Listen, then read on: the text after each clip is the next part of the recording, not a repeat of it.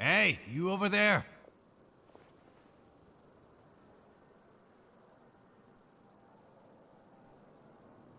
Yeah, you!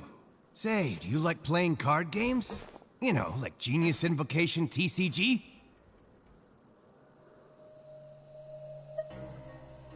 You TCG players are like mint in the wild, literally sprouting up everywhere. Hey, come on now. What's wrong with finding fellow Invocation aficionados? Anyway, care to join me for a game? All right. No pressure. But why would you be looking for people to play Genius Invocation in a place like this? Don't people usually come here to fight? Whether you're throwing down cards or throwing punches, it's all a competition, isn't it? It's all the same in my eyes. There are lots of card players here in the fortress. When I saw you, I immediately thought, hey, even outsiders from other nations play cards. So I came over to say hi. Sure. Great! Since you've been here longer than us, you need to flex your seniority a little bit, right? Maybe you could start by telling us newcomers some stories about this place. I thought you would have already heard everything by now. All right, then. Did you have anything specific in mind? Or do you want me to just pick a topic? Why don't you pick? We'll let you know if we've heard it already. All right. Have you heard any strange rumors since you've arrived? Ben, did you know that there are some people who are always gossiping over in the corner?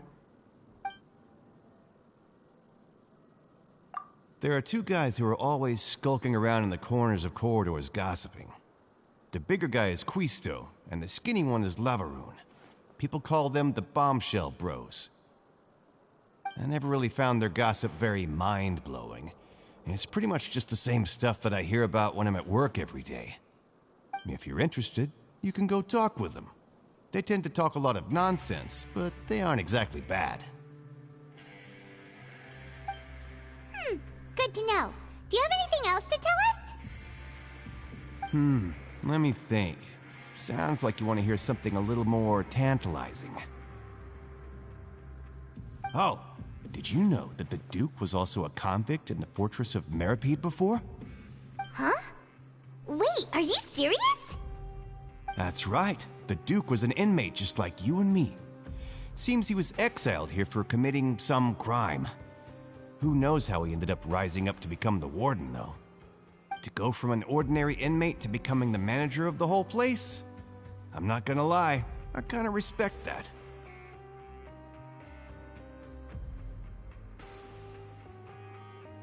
A forbidden zone? Sounds like something that someone just made up. I've never heard of that. Where did you hear about it? It's just a rumor we've been hearing, but no worries if you've never heard of it. Do you have anything else you can tell us? Anything else? Not that I can think of, but I'll be sure to tell you anything interesting I hear next time. You'll have to play a game of Genius Invocation with me first, though.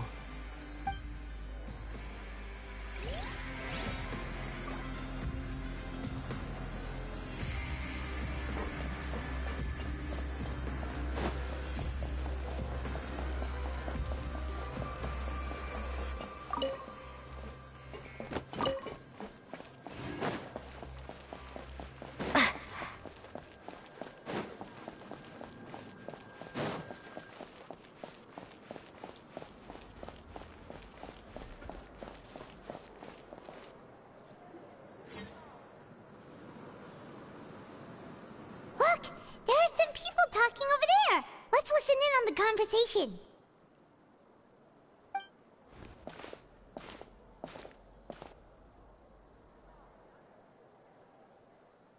If you ask me, those pompous parasites on the surface act like they're all a bunch of aristocrats.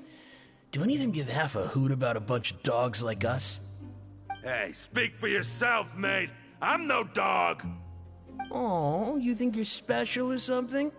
If you're here, then you're just a convict like the rest of us.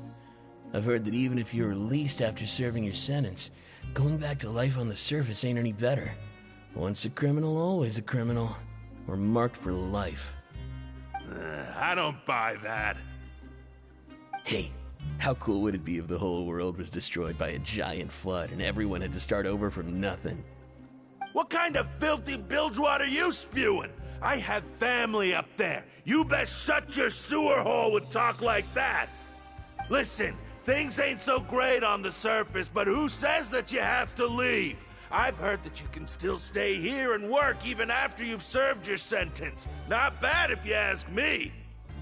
Who wants to live in the ruddy overworld anyway? And what makes you think they'd want to hire someone like you? It's one of the great mysteries of the universe, how someone as useless as you is so confident. Whoa. Sounds like they're really unhappy about the overworld. Speaking of which, Paimon never heard anyone use the words overworld or underworld when we were living up there. Is it only something the inmates down here say? That's true.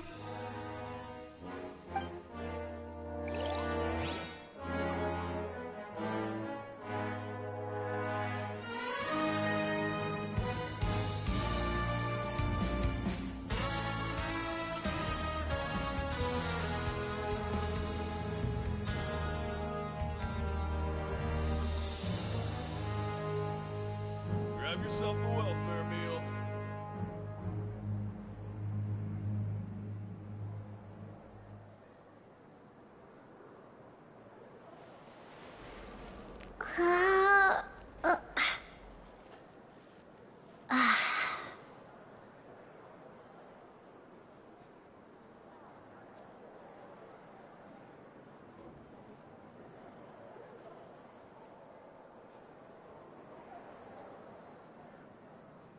Grab yourself a welfare meal.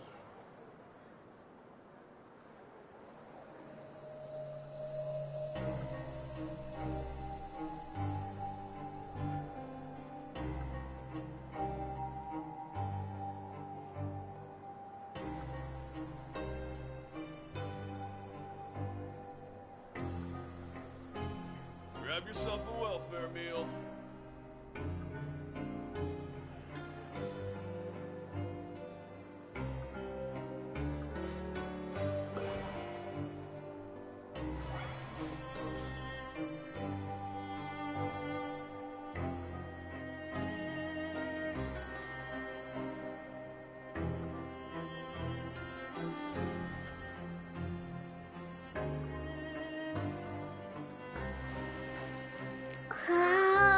Grab yourself a welfare meal.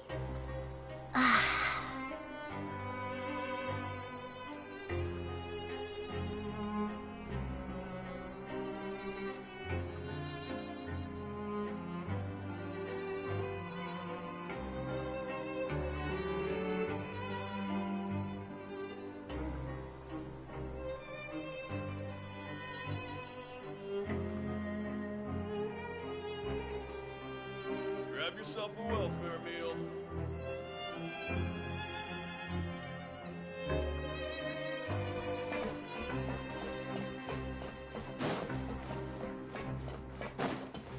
I'll never get a handle on all this paperwork.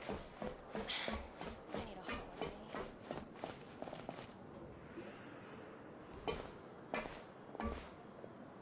There's a group of people over there. Let's go listen in. So I said, that's not a faucet. Hey, who are you two? Why'd you come over all of a sudden? Oh, sorry for eavesdropping. Sounds like you were talking about something private. What's the matter? They're just looking to join in on our fun, that's all. Hey, don't pretend like it's okay for them to just interrupt us like that.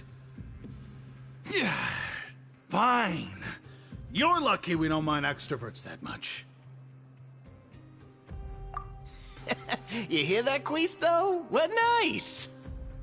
Your expressions tell me you're looking to hear some juicy info, am I right? But before that, it just so happens that I know you two. Really? Are we that famous? You're kidding. How often does anyone get a personal tour led by His Grace himself? Practically everyone was talking about it. Word has it that you also caused quite the kerfuffle. A little mistake, huh? I like the way you put it. You see, people with a good attitude can join our group anytime, unlike some of the others here. Your group? I'm Quisto, and this is Lavaroon. People usually call us the Bombshell Bros, but don't worry, we're not playing with bombs or anything.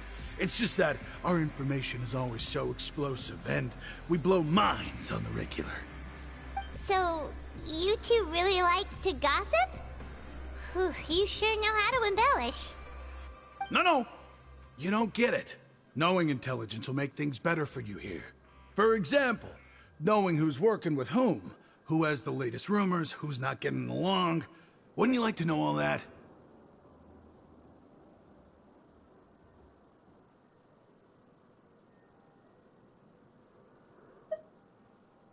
Whoa, all this info's worth something, you know? You should prove you're worthy of it. I don't mind him. Quisto's always this way. Just play nice and say something to massage his ego. Oh! The welfare meals. Talk about the welfare meals.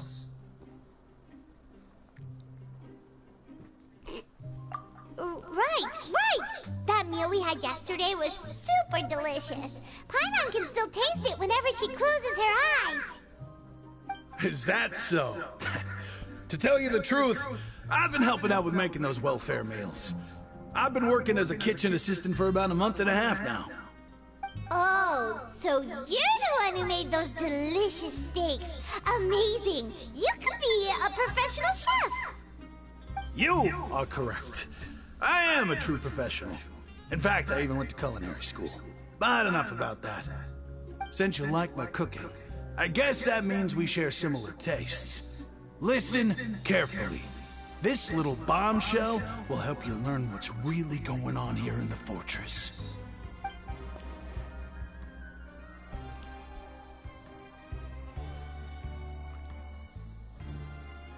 Listen, kids. The power structure within the fortress is quite complicated. The overworlders couldn't care less about us down here. We're basically dogs to them.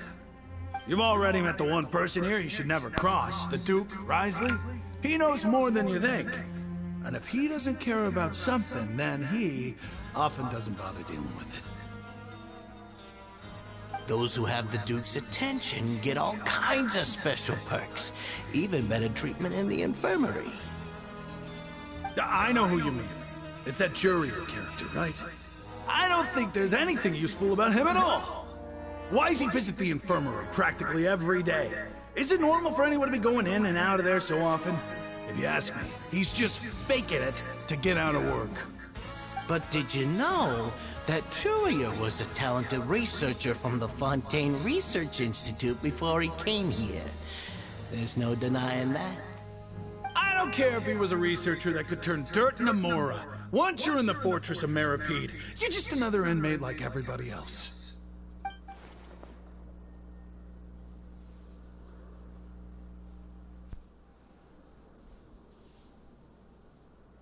Speaking of which, the last time I saw him, he was passing by in the corridor with Lorvine.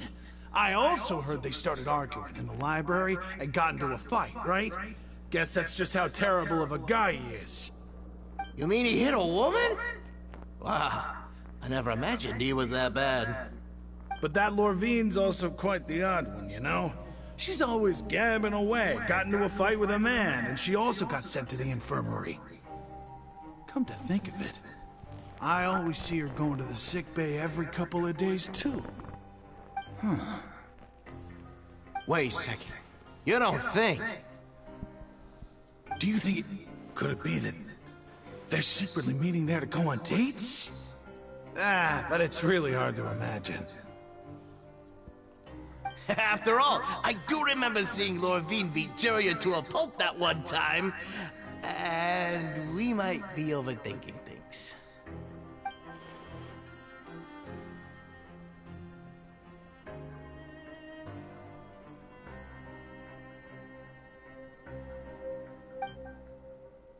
Okay, we've talked to just about everyone, and it's about time for us to go meet Linny. According to the card he left us, we should go meet him in the production zone.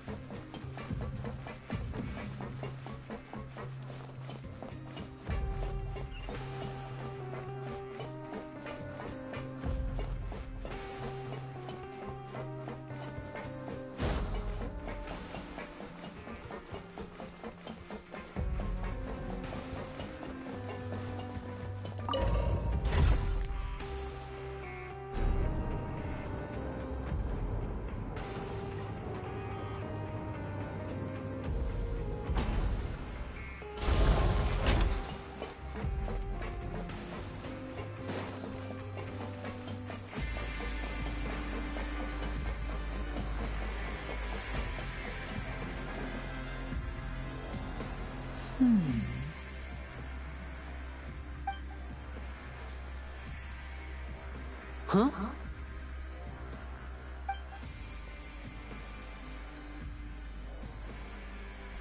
That look in your eyes. You found something?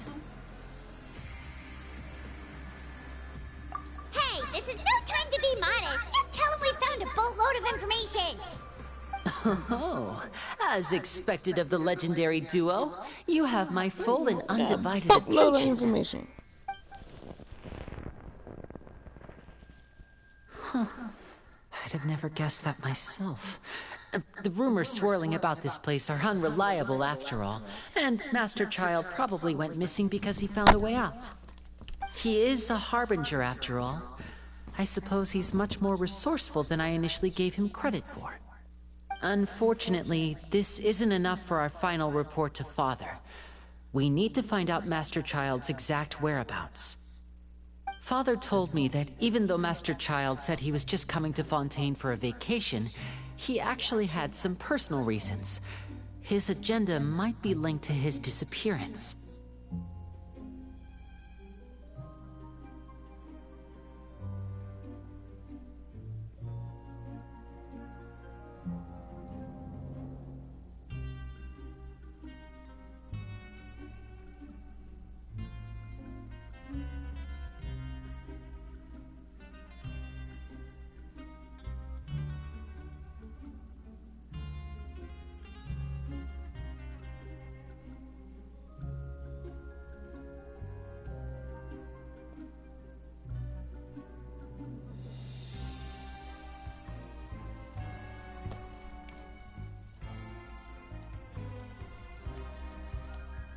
His escape route is already flooded, so we'll have to task someone with professional diving skills to chase after him.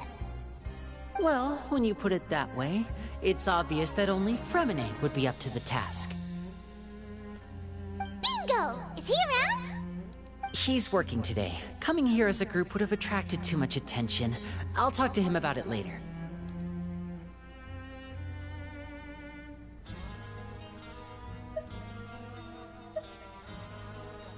It's the least I can do. We're all in this together, so it's only fair for us to fulfill our end of the bargain. Honestly, I'm far more impressed by you guys managing to collect all this information right under Risley's watchful eyes.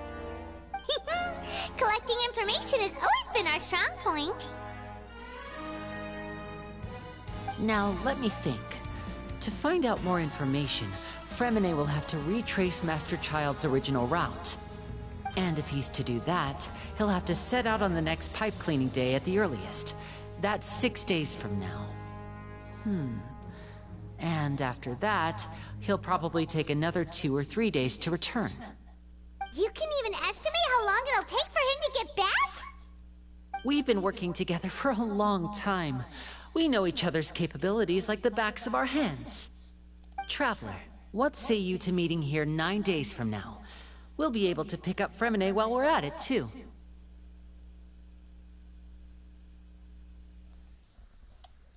Oh, and there's just one last thing we'd like your help with.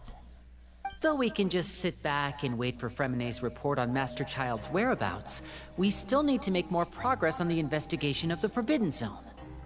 Fremine's no master of disguise. Lynette's still working on getting intel from the other areas, and I'll need to spend some time helping Fremine prepare for his diving mission. So, you are the only ones we can count on. What do you want us to do? Will it be hard? Well, I won't call it easy per se, but I think you'll be able to pull it off. Listen carefully. You'll need to find an excuse to get into the infirmary and investigate the room and environs. You've mentioned several sketchy-looking people always meeting at the infirmary earlier, so it probably has something to do with the secret we're hoping to uncover.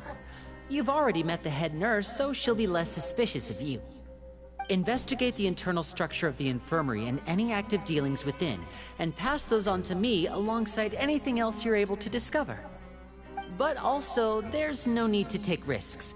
Don't forget, safety always comes first.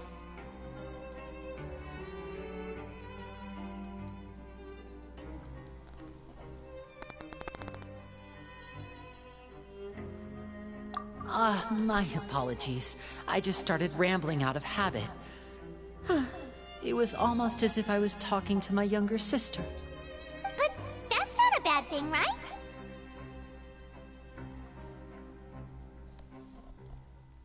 All right, then we'll head out as soon as we finish our prep. Let's go our separate ways for now, then. Don't forget, we meet here again in 9 days. Stay safe.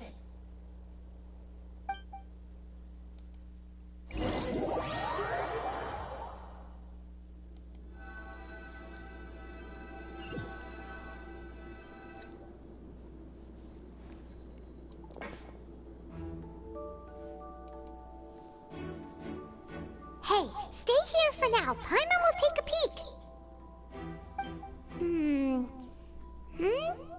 There seem to be several people inside.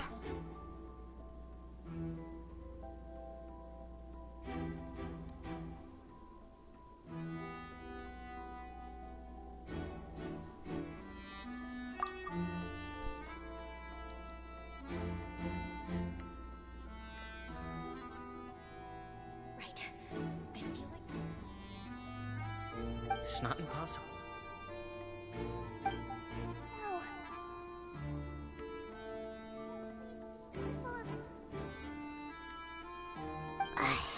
It's a bit hard to understand them from here, so why don't we just try to talk to them in person? Let's go as soon as you're ready.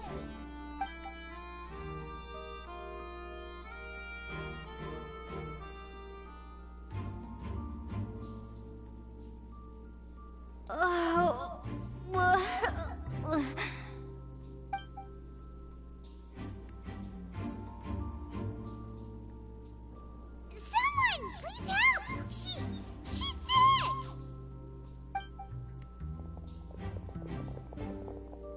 Whoa, are you okay? Oh my! What's wrong, little one? There's no need to panic. Take a deep breath before you begin. The traveler started complaining of a stomachache, and then nausea, and then collapsed onto the ground. Paimon doesn't know what to do! Freezing limbs, twitching fingers, and pale complexion? Could it be poison? Let me take a look. Please, lie down over here.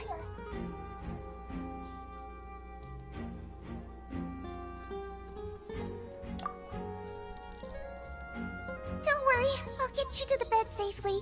Here, hold on to my shoulder and walk slowly.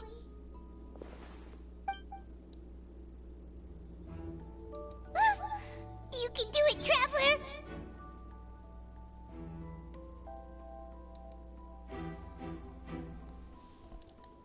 Don't apologize. You're sick after all. Now, please relax. I'm just going to do a preliminary checkup on you.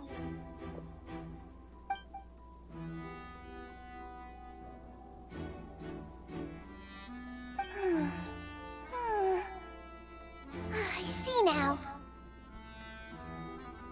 My checkup has confirmed that she's not in any mortal danger. That's our worst fear out of the way. Eh? Oh, that's good. But... I'll continue my diagnosis of the patient now. Please, relax and take a deep breath.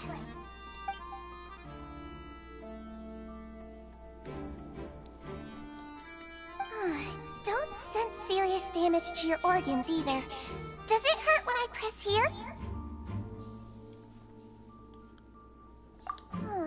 And here?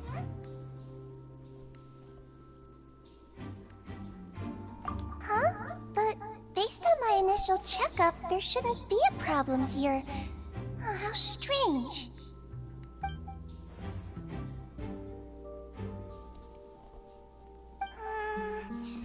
What about here?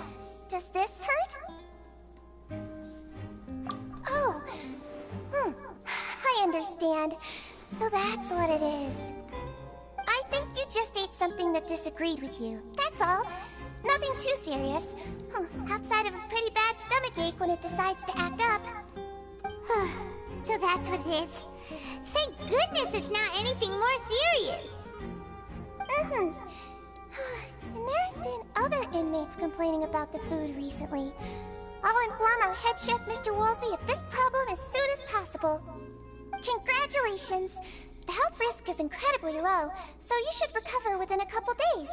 Why don't you take a rest here while I go get some medicine for you? Miss Lorvine, I'll have to trouble you to help me look after this new patient while I'm gone. Very well. And she hopped away just like that.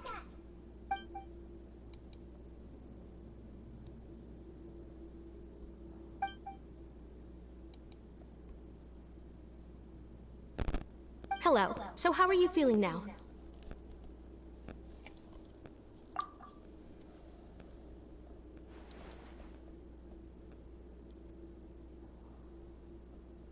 Her stomach aches really bad. She was stumbling about the whole way here, so Paimon's really worried. If Miss Sijuin says it's not a serious problem, then there's no need to worry. She's the best medic we've got down here. But it also looks like she's the only medic you've got down here. Well, that's true. What do you mean, that's true? That's really misrepresenting the situation. Of course I can't speak for the whole fortress, but it's not like everyone imprisoned here is useless, you know? Though they may have committed crimes and gotten locked up here as a result, they still know a thing or two about medicine, and they help Miss Sishuin take care of the sick and injured. Yeah, you're right. But did you have to lecture me about it in front of another patient? Aren't you a patient too? Where did all your energy come from?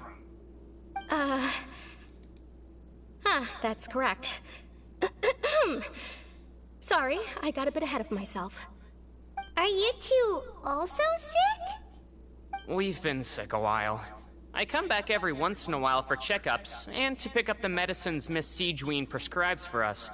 That's just the nature of chronic illnesses. As for her... You could say she fancies herself as Miss Sijween's capable helper because she learned a bit of medical knowledge ages ago. Please watch your mouth, Mr. Jurier. Don't forget that you are the primary reason I have frequent heart palpitations. Hey, don't start arguing now, please. Keep it civil at least.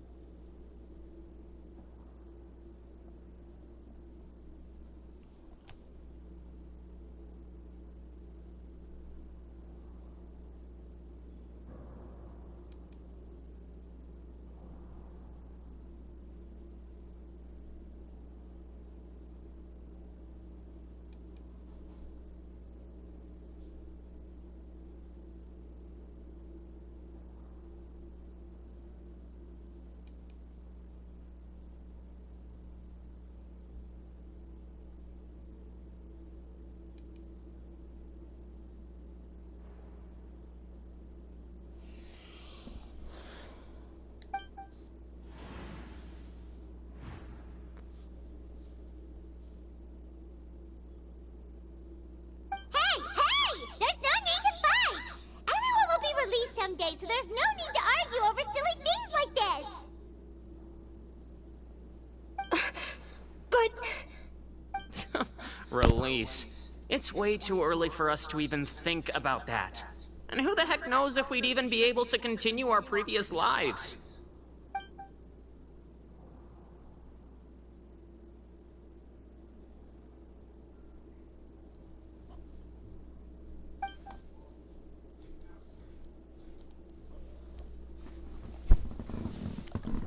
Please allow me to end this boring and useless conversation. Oh, and Mr. Jurier, I don't want to see your face here again anytime soon. And same to you, Miss Lorvine. Anyway, that was more than enough rest for me, so I'm going to get out of this excessively noisy place. See you later, everyone. He just slowly walked off like that? That's just what he's like. I'm sorry you had to see all of that. I'm Lorvine, and that's... Well, his name is Jurier, but I hope you'll never have cause to remember his name. You really can't stand him, huh? I mean, can you blame me? Look, who would like someone who is as arrogant and obsessed with weird research topics as he is? But there's no need to keep dwelling on him.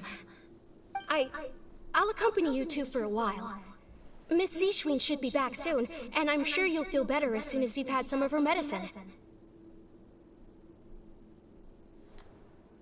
No, it's nothing. I'm back! Did you rest like you promised? Thank you for getting our medicine, Miss Sishuin. Did you all cooperate with your bed rest? I trust that nobody got up to walk around. Good. Here, this should be 2 days' worth of medicine for you. Take 1 pill now, and then continue your bed rest.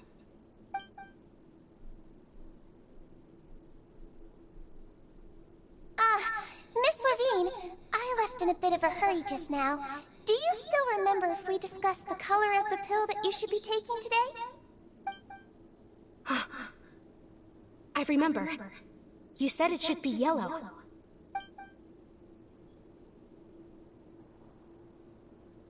Yellow, huh? I understand. These are yours. Please, make sure to go to bed early after taking them tonight. You'll benefit from a good night's sleep. All right, then I'll also be on my way now. I hope you feel better soon, too. See ya! I'm going to fill out your medical record now. You're widely known as the Traveler, right? I just want to double-check a few details, if that's all right with you. Those two made quite the commotion just now, so why don't we let the Traveler rest? Paimon can answer the questions instead. So her primary symptoms are abdominal pain, with secondary symptoms of nausea. Is there anything else? That's it. All right then. Is there anything we should know besides to take the meds? No, her base constitution is quite good, so I'm sure she'll recover quite quickly after taking the medicine. Please, make sure to stick to bland or less stimulating foods. And don't stay up too late at night. Got it. Paimon will hold the Traveler to that for sure.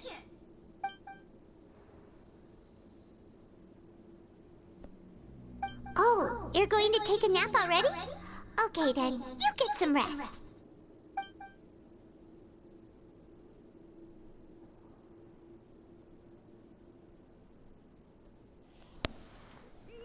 We've been to lots of places together. She may look a bit under the weather now, but she's actually super strong. Oh, so you're the best of companions. Well, don't worry, she'll recover soon.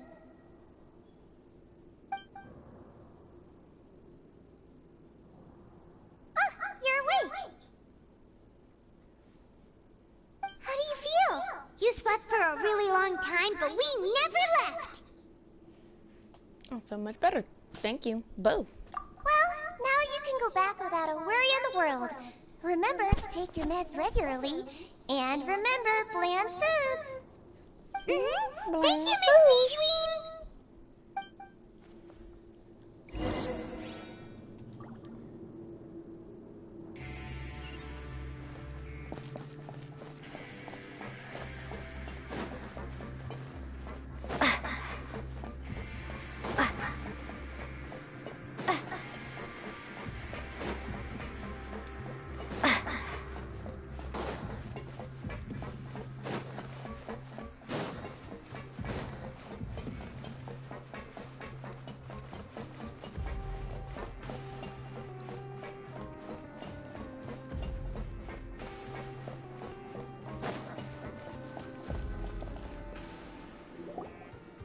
You really are something. To be able to fall asleep like that and even sleep talk the entire time, you scared Paimon half to death!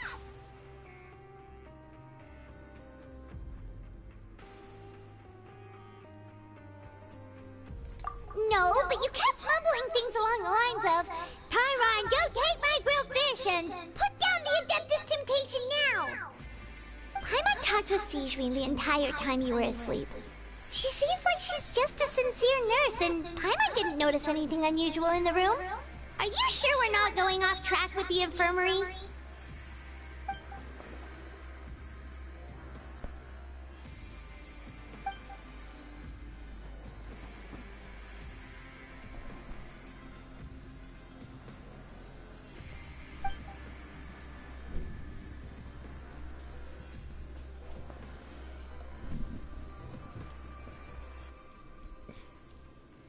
Whoa! You really are super thorough! All those tiny little suspicious things that Paimon didn't even pick up on! We've gotta give the info to Linny!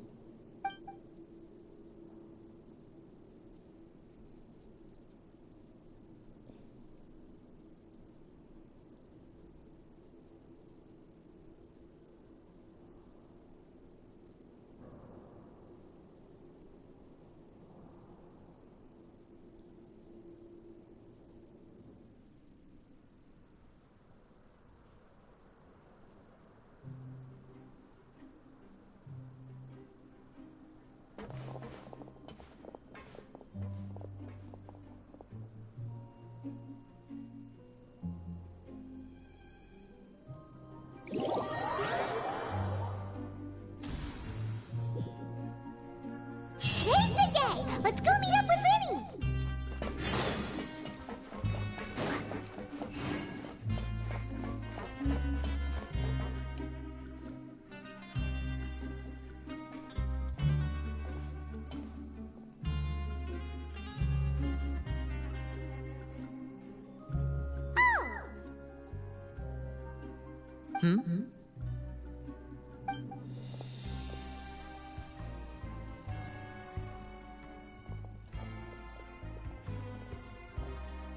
Did you two run into any trouble over the past few days? No, we just worked our shifts according to the schedule. Nothing weird happened. That's good. That means you didn't raise any suspicions when you infiltrated the infirmary.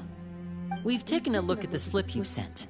Fremine successfully left the grounds via the pipes 2 days ago, and as of last night, Lynette has also infiltrated the infirmary after faking an illness. Wait, why is she getting involved as well? You already went above and beyond when you scoped out the infirmary. To put it more bluntly, even if we were to view that as something you did in exchange for Fremine's help, you've already done more than enough. Infiltrating a guarded stronghold is a different kind of job from a one-off investigation. We want to avoid using the same faces over and over and reduce the amount of suspicion that will fall on any given person. Lynette also felt like you have already taken the first step for us, so she should be the one to finish the job. So that's what Lynette thinks. Oh, Paimon hopes everything's going well for her.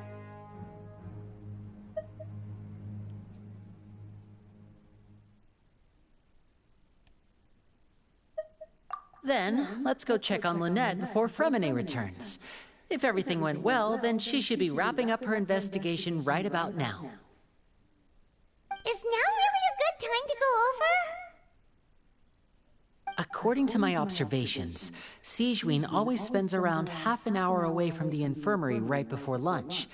Lynette knows this as well, so this should be a good time to meet up with her. Also, I'm her brother, remember? It's only natural for an older brother to care about his younger sister's well-being. Okay, then let's head over right away!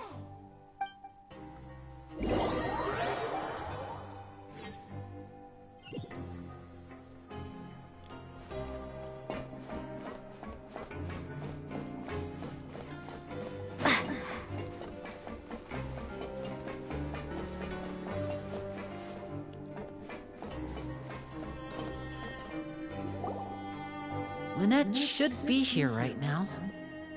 Huh. Strange. Lynette? As expected, Sigewinne isn't here, but why isn't Lynette here?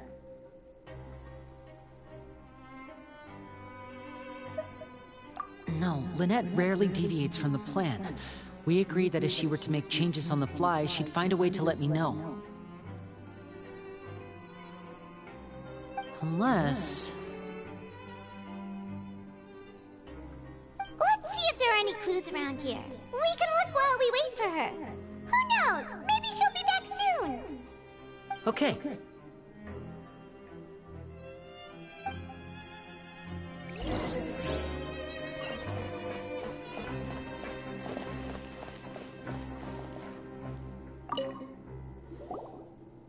There are some books here and a few files.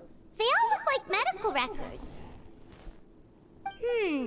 Advanced nursing, how to raise the spirit of your patients, a quick guide to the psychology of emotions, and the meaning of laughter. These sure are some interesting books. Who knew Sigewinne would be interested in these kinds of things? She even has books on understanding people's motivations and feelings. Is it because she's a Melusine? Or does she have a need to understand her patient's emotional state? Seems quite normal to me. These are skills that would come in handy for a nurse from time to time.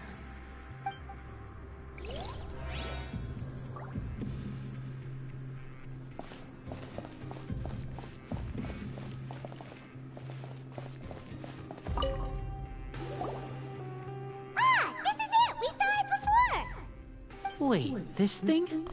It doesn't look like it's been disguised that well.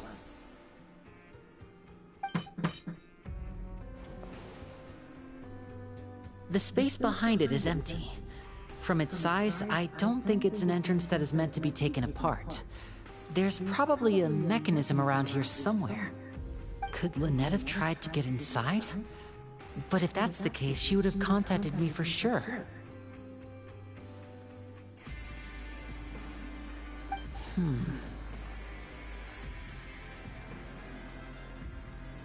Let's look around here for some more clues. Don't panic, just take another look.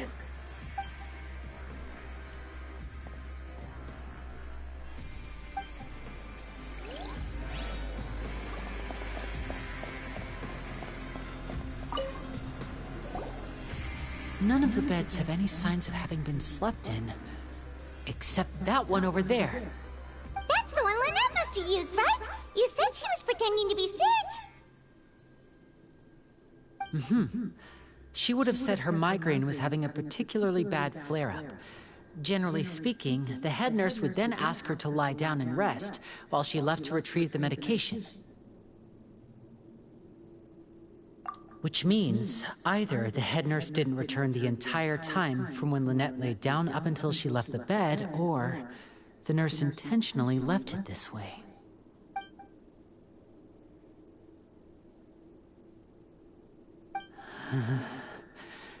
Risley!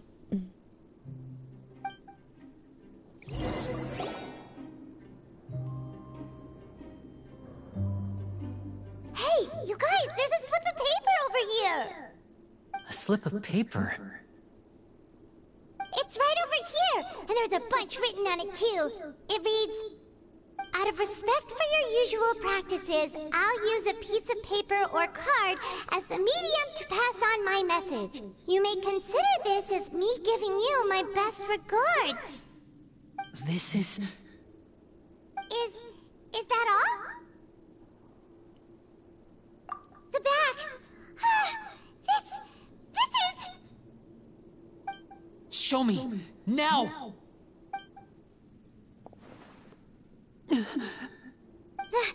That look on your face. Paimon's reading it now. Would you care to guess where Miss Lynette of the Fatui could be right now? No. Could she have... Is she already... Risley... Did he deliberately leave the infirmary unguarded to use it as bait?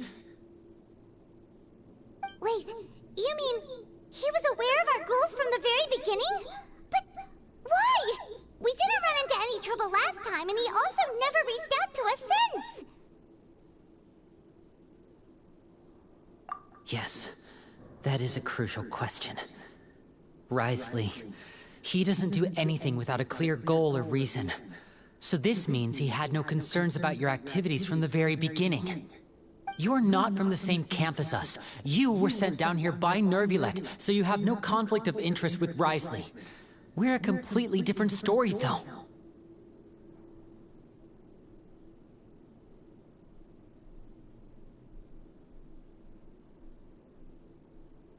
I'd like to know that, too. Why did he only go after her? Don't panic, just think everything over. I have to stay calm. This is not like what happened last time. The situation's different now.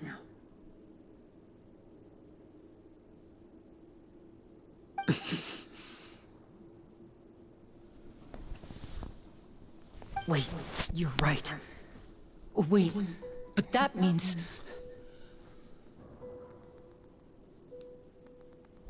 The fact that Fremine was able to leave the grounds... Could Risley have let him go as well? But what does he gain by letting Fremine leave like that?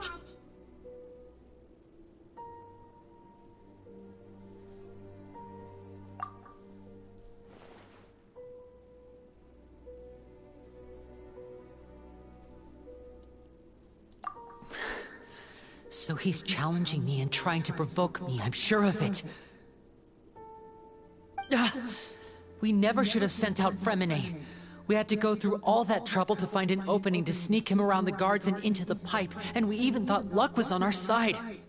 If Risley let him leave on purpose, then he's probably in a terrible spot now as well. Lenny's getting more and more panicked. We have to calm him down.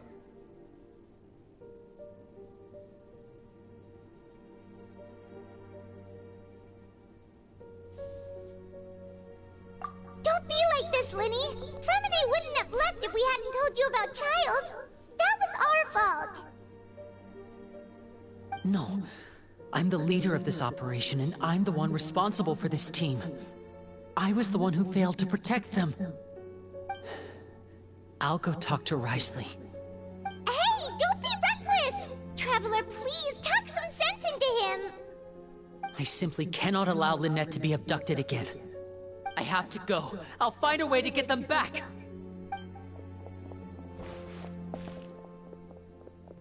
He's rushed out the door! After him!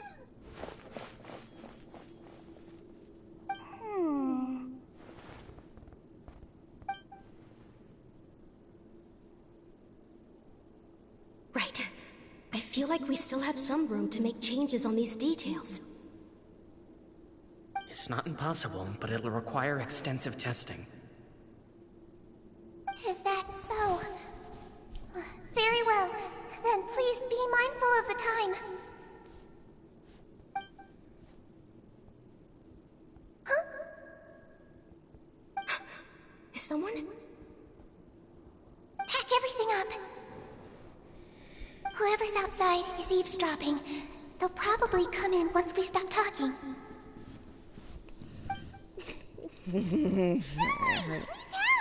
Her little crazy butt.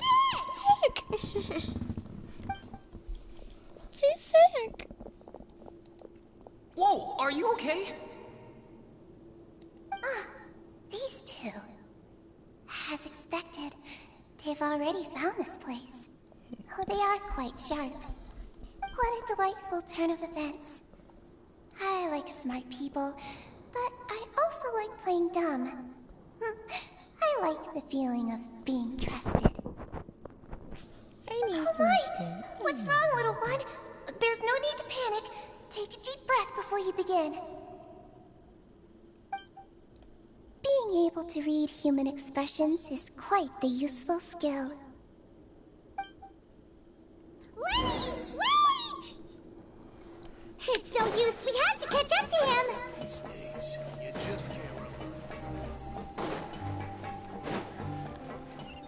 He's already out of sight. How is he so fast? Let's go head him off at Risley's office.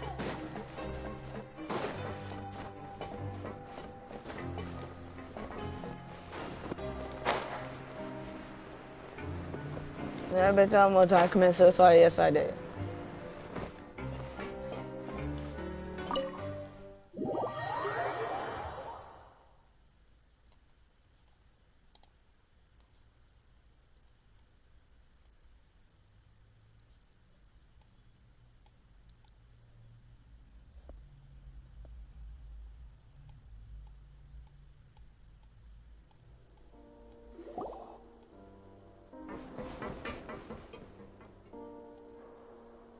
Come out and face me, Risley!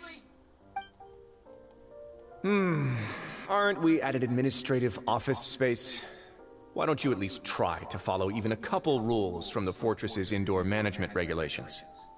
What did you do to my sister? I ran into the young miss at the infirmary. I'd heard that she was suffering from quite the migraine, so I decided to invite her over for a cup of tea. I do have some teas in my collection that can work wonders against such an illness. Stop joking around! Where did you take my siblings? I have also heard that your performances are quite the spectacle. Miss Lynette would sometimes enter a box filled with water, only to emerge the next second from another place altogether.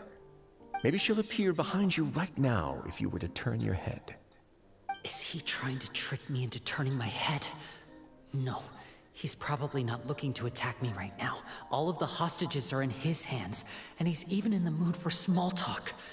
That means Lynette is probably still alive. You knew we were investigating the infirmary from the start, so you deliberately aroused the Traveler's suspicions and baited us into continuing our investigation, just so that you'd be able to kidnap Lynette. As for Fremine, no. You probably didn't even interfere with Child's escape. You let him go, so you could purge the Fatui members that we had planted into your ranks. There was no need to do so. The Fortress of Meripede is a pretty pleasant place. Most people enjoy their lives here. The only ones who act differently are those with personal agendas. It was quite easy to identify your colleagues. You removed our original members and spread the news of Child's escape so Father would assign our team to come down and investigate. Fremine has also fallen into your hands, right? If you're oh so omnipotent and so in control, why would you need hostages? One correction. Lynette is in my hands right now, but Fremine is not. He's not? What do you really want? Lenny! Oh, wonderful. Everyone is here, so I'll only need to say this once. Thank you so much for cooperating with me. Eager and to the point, I see. Alas, only Miss Lynette is currently having a cup of the fortress's finest tea. Although, as per your original plan, Mr. Fremine should also have returned to the fortress by now. But he has neither shown up within my gates, nor has he been taken into any kind of custody. So, where do you think he may be right now? Wait, you can't mean... You locked him outside in the sea? I closed the fortress's gate to the outside world. That's all. Fremine's a star diver, so he should be fine, right? No, we're still here, so he definitely tried to find a way to come back for us. So we can't assume he might have made a break for the surface. But why would I do this, you may be asking? To have an audience with you, of course. My intel tells me that Mr. Linney is a great magician, so it's only natural for me to want to have some cards of my own when it comes to negotiating. Besides, I do recall you mentioning to Miss Lynette that you've always wanted to have a face-to-face meeting with the Lord of the Fortress of Meripede, regardless of whether it was in a personal or a professional capacity. Well, you got your wish. So, you've been keeping tabs on us before we even set foot in the fortress. Some of my folks just happened to hear a thing or two, that's all. In any case, I will be straight with you. I was willing to play dumb and turn a blind eye, so we had a pleasant few days playing games together here. But once you started focusing on the Forbidden Zone, all of that changed. Mr. Linney, the cards are stacked against you right now. Miss Lynette is in my hands, and Mr. Fremine is still slowly being pickled out there in the brine. You know just as well as I that he cannot last out there forever. You need do but one thing to guarantee their safety. I would like you to contact your superior, and ideally invite her over for a cup of tea with me. You want to see Father? But why should she bother giving you an audience? Well, if she cares for the well-being of her dearest children, she should have plenty of motivation to join me for a parents' evening. I've heard that the bonds between the members of the House of the Hearth are like the bonds of family. I don't see why she would refuse. Why did you think Father sent us to handle the Fortress of Meripede? This place is basically a no-man's land. It wouldn't be fitting for anyone as important as a harbinger like Father to come here in person. Oh, I see. So it's because she doesn't care for my place here. That's such a shame. After all, I've amassed quite the tea collection. I was looking forward to sharing it with her. Both Monsieur Neuvillette and Lady Farina have already received many samples as gifts. Was this the extent of your master plan to get to Father? No matter how much pressure you may put on me, I won't allow you to use us to blackmail her. People really are difficult to get along with. All I'm asking for is a face-to-face conversation. Does she truly have no interest in the fortress's secret? Mr. Linney, you have one last chance to invite your father here. If you refuse... Lenny!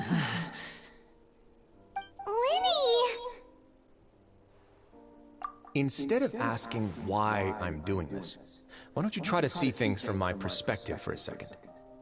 From the very beginning, the Fatui has been actively infiltrating my fortress. I gave you a warning by cutting off the first few operatives I found, but that only caused you to double down. Had you given up on the fortress then and there, I'd have no reason to want to talk. Mr. Fremine left the fortress on his own, and Miss Lynette tried to pry out my secrets right in front of me. No matter how you look at it, the responsibility for this falls on you. I shouldn't ask Father to do anything because of us. 6, 5. Wait, 2. 1. 1. Time's up. It really is a shame, Mr. Linney. Riley! Negotiations have broken down. Please leave, ladies and gentlemen. It's time for my afternoon tea. Yeah,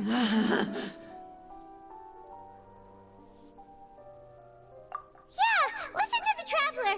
If you can't talk to Linny, can you at least talk to us? You do realize that I'm only letting you go because of Neuvillette, yes? You're here helping him out, and I've already done my best to stay out of your way. But that doesn't mean you can just do whatever you want.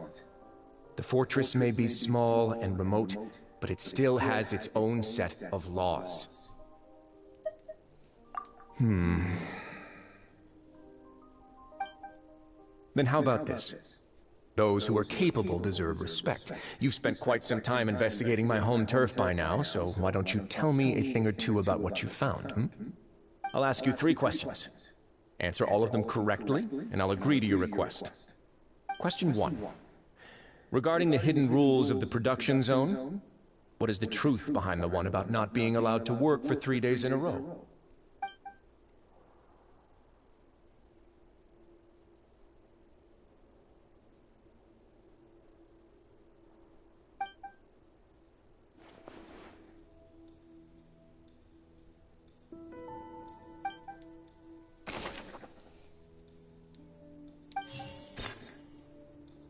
I've been told that the infirmary is always empty for the half hour just before lunch. But what could Sigewinne be doing during that time?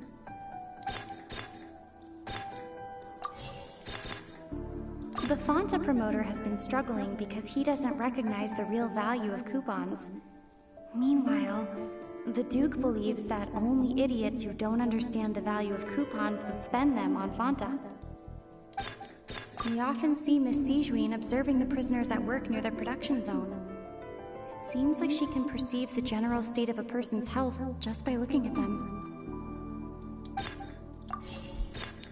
Fanta's internal reports suggest that they're starting a new trial of an unnamed and unpackaged... The research note said that the Melusine race perceives the world very differently from humans. Because of that, the Melusines have also developed a sense of aesthetics that appear rather strange and alien to humans. According to Collins, the Pancration tournament only took place because the Fanta company sponsored it. The research note said that the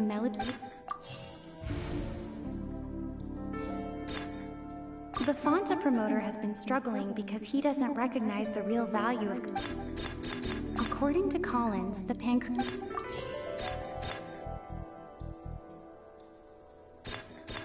I've been told that the infirmary is always...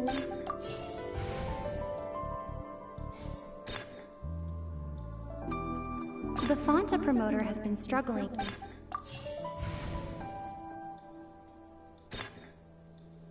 We often see Miss Sigewinne observing the prisoners at work near the production zone.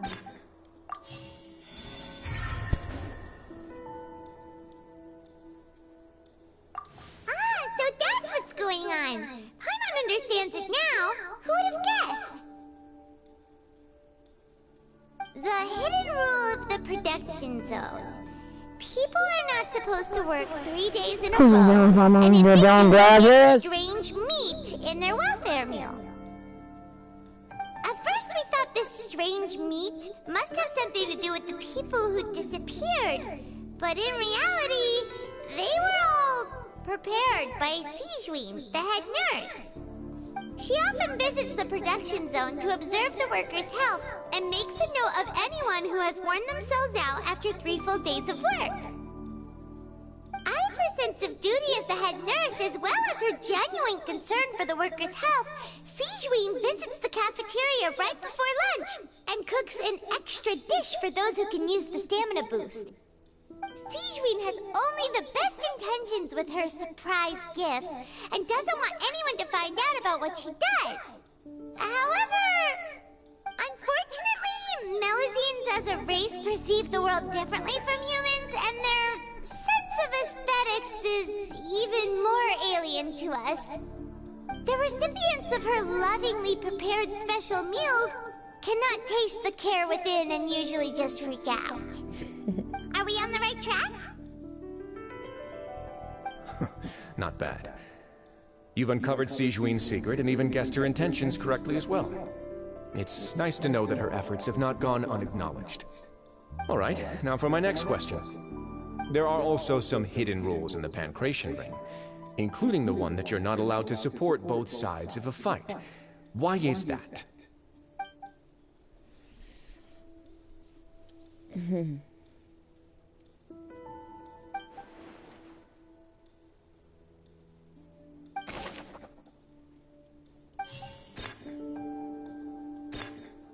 Fonta's internal reports suggest that they're starting a new... The Fonta promoter has been... The research note said that the Melusine race perceives the world very differently from human.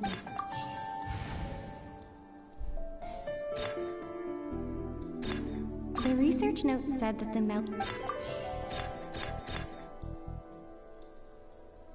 We often see Miss Sijuin observing the prisoners at work near... I've been told that the infirmary is always empty for the half...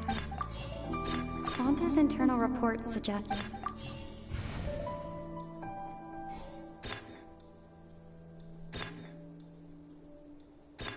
I've been told that the infirmary is always empty for the half hour just before lunch. We often see Miss Sijuin observing... The Fonta promoter has been struggling.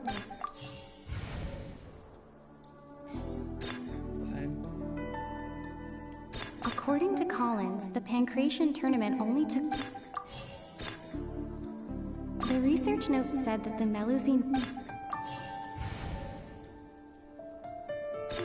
Fonta's internal reports suggest...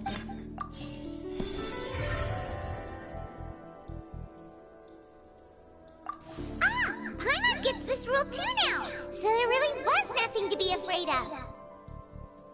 That hidden rule of the Pancration Ring is about how, people are not supposed to bet on both boxers at the same time. And if they do, they'll receive a package containing a strange, blood-colored liquid. People get scared when they see it because they've subconsciously begun to associate it with the missing boxer. But really, it's just a bottle of the latest yet-to-be-named and packaged new Fonta trial product. A blood-red drink. It's no wonder even Fonta's own staff were questioning the company's decision-making. The company, facing backlash from its own staff, decided to try to trial the product on a smaller scale, to see how it might be received by customers. They came to the Fortress of Meropide and offered to sponsor the Pancration tournament so they could push their new product. But the Duke completely refused to even entertain the idea.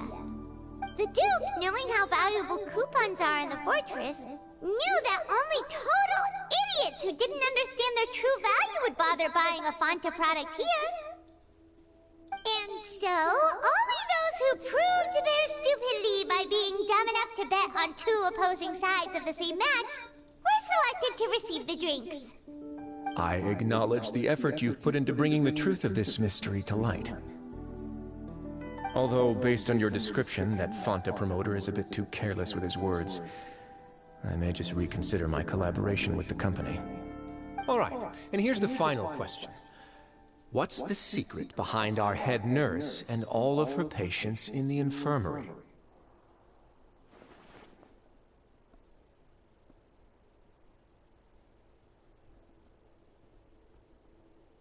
Stop your cruel and pointless games, Risley! You know that we haven't finished our investigation, so there's no way we can answer the last question! The thought of sparing Lynette and Fremine never even crossed your mind! You'll pay for this! Lenny,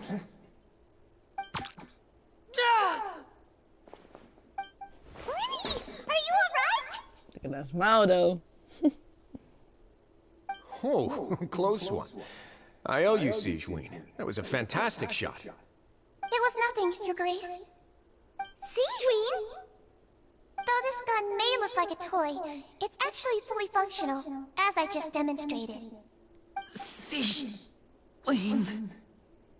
You... Not at all. I am merely a resident of the fortress, and thus protecting it is my duty. When Monsieur Nervulette asked me to come here, he told me that my job would be to take care of the well-being of everyone here. I am merely discharging my duties. But if you mean what you just said, then isn't Linny someone you should be looking after as well? Isn't he a resident here just like the rest of us? But I really am just doing what Monsieur Nervulette told me to do. Everything I did, I've done to protect them. Had I not, they would be in far more dire straits right now. His Grace knows it too, right? Your Grace? Mind proving my innocence to them? My dear Sigewinne, whatever shall I do with you? Would it have killed you to just wait another minute or two? Well, it's nearly time after all. The way you do things can be truly frustrating sometimes, Your Grace. I figured I should try to talk some sense into you. What are you talking about? What time? Take me if you want. Let them go. How touching. Can you just give me one more minute? Don't be like that, Your Grace. All right, everyone, calm down. Justin. 2 more visitors will be arriving any time now. Don't be like that, Your Grace. I'll go get a cup of tea. Miss Sigewinne, I leave Miss Lynette in your care. What are you doing? I believe I hear footsteps.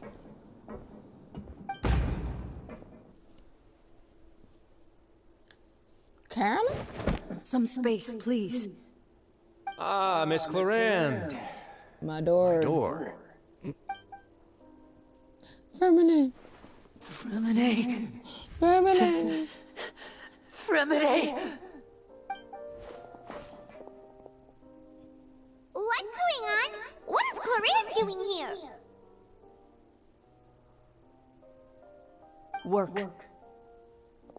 I'm sorry about shooting you, Mr. Linny. The tranquilizing effect will begin to wear off soon. Please take it easy in the meantime, though. What happened to Fremenade? Wasn't he diving just outside of the fortress? Why is he looking like this?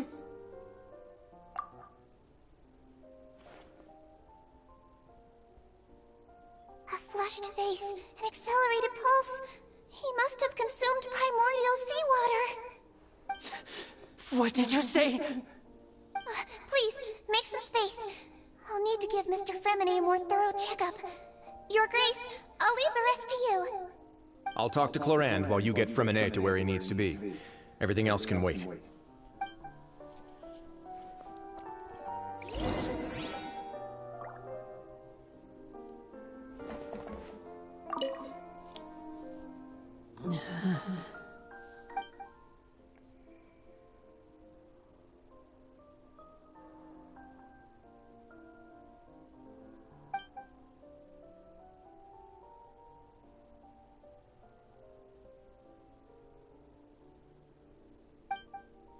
How is he?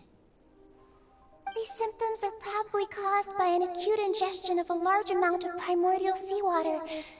Still, his condition is not critical. Of course, it would be best if he stayed for further observation. Let's leave him here for now, and move him to the infirmary once he's recovered a bit more. Sorry. I am aware that the infirmary may not be your favorite place in the world at the moment. We do only have a single clinic in the fortress, however. Why would he ingest a large amount of primordial seawater after leaving the fortress? How could that possibly happen? Please, look after Mr. Fremine for the moment. I'll go fetch some medicine and a respirator. Oh, I'll bring Miss Lynette back with me. Where is she? How is she right now?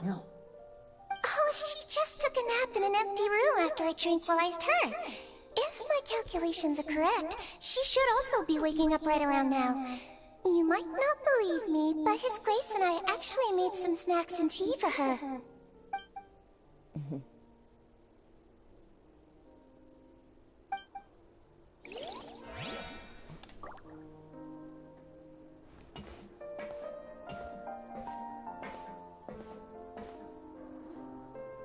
What's that look on your face? I thought I made good time on the way back.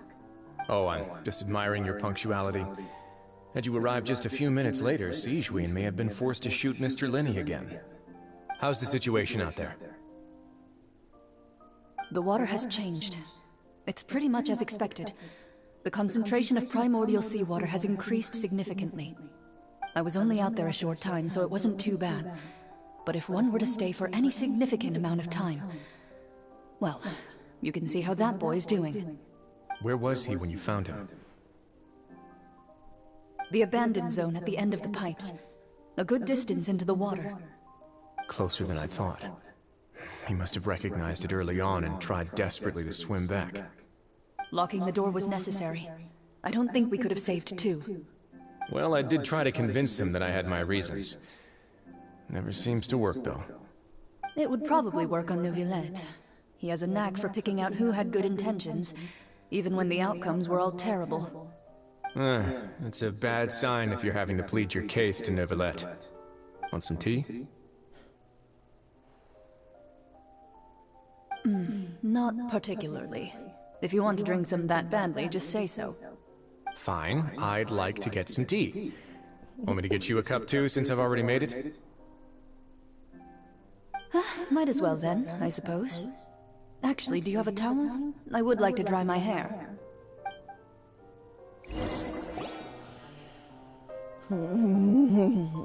Lenny, are you okay?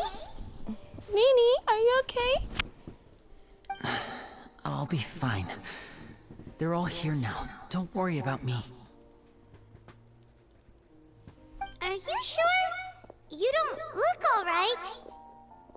My hands and feet are still a bit weak, but that's probably just the residual effects of the tranquilizer shot. I'm back, everyone. Lenny! Traveler, Paimon, you're here too. Fremine? Is he... He'll be fine. But for now, please help me lift him up.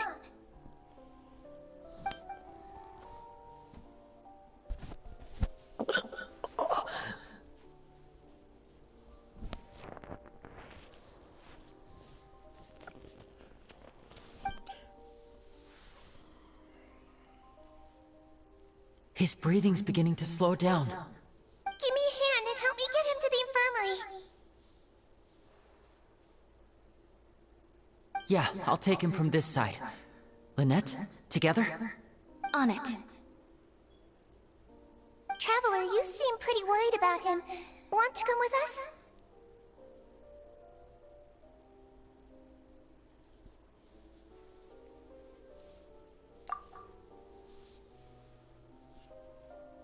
The Duke and Clarande are gone. They been love, woman. They probably went to get some tea. The Duke will explain the truth in just a bit.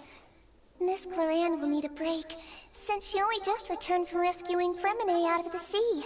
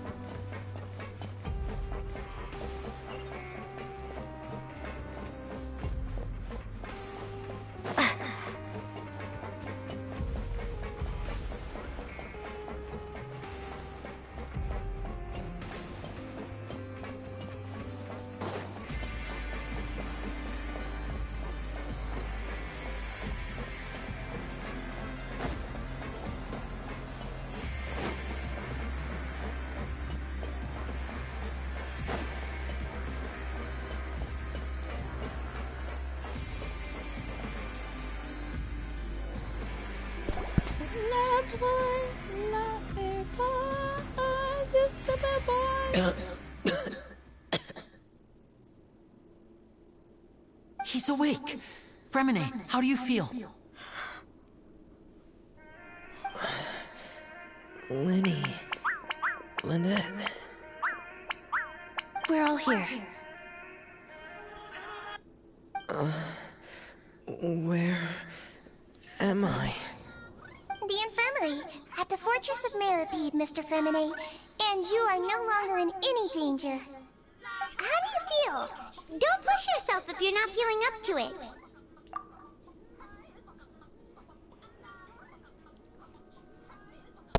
Pardon me, gotta go to the restroom.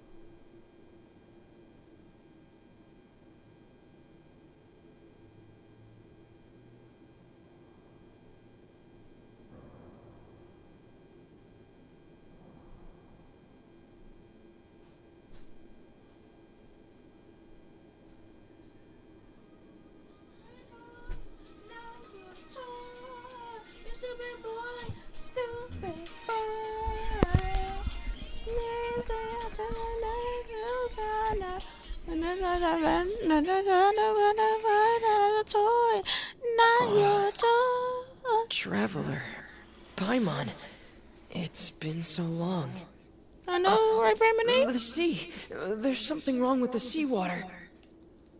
No sea. Shh, it's okay. We can talk about it after you've recovered. No, listen to me. This is really serious. There's primordial seawater mixed into the regular seawater. I don't know why it's there, but no one should touch it.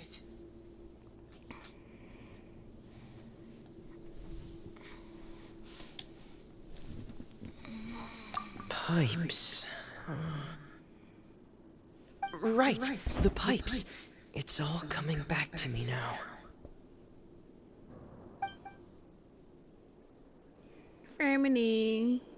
My little Fermini. I'm still like so upset how they you know. Like, poor Fermini. I was like, oh, why did you like that? I was like, I don't care. That's a downgrade poor Fermini. Like, bro. That hurt my bro. That heartbroken. Like, Mahoyo, you did Fermini dirty. How you gonna do the two twins like that, but do Fermini dirty, like, bro? You look at it, so cute. I'm in. Do you want to pinch his little cheeks? Seems like this pipe hasn't been used in a long time. It looks abandoned.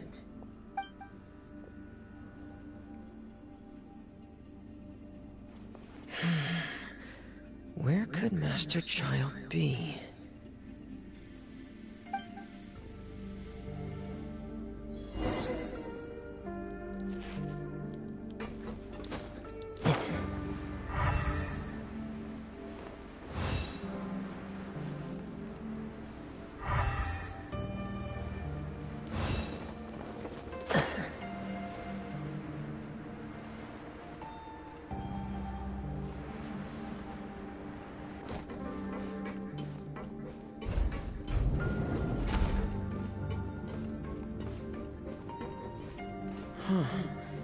This mechanism looks like it's been tampered with.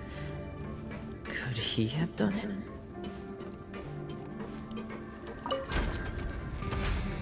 It was a bit too high. I fell asleep. I had Sissy. Thank God I'm replaying it. Thank God I'm playing this so I can catch up.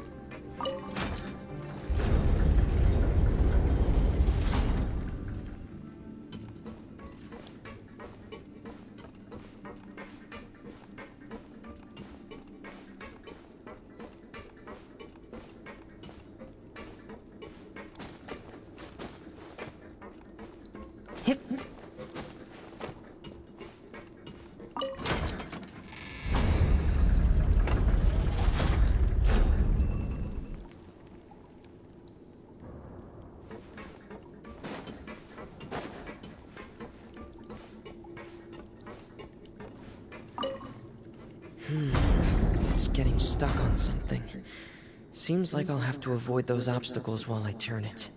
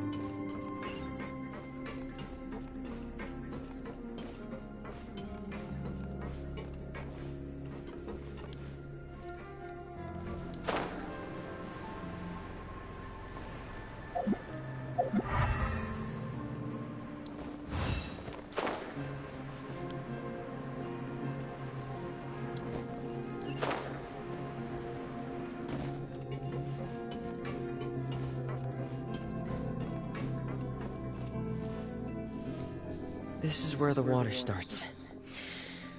Okay. Master Child probably dived into the water.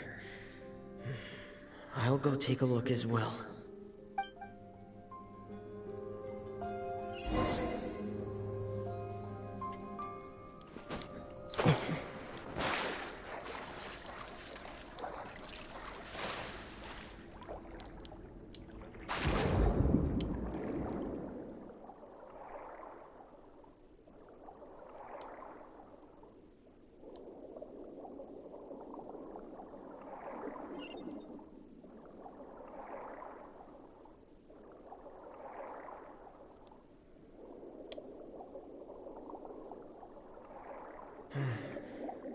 vegetation here is a bit more sparse. These traces aren't natural. A person must have left them, and recently. I should be going in the right direction.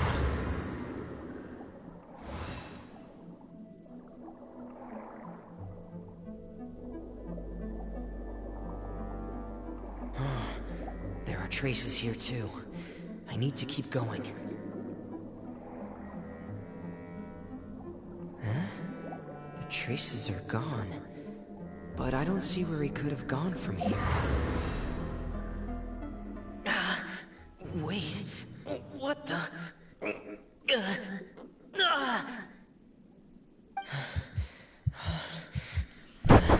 My heart is racing, and it's getting harder and harder to breathe. What's going on?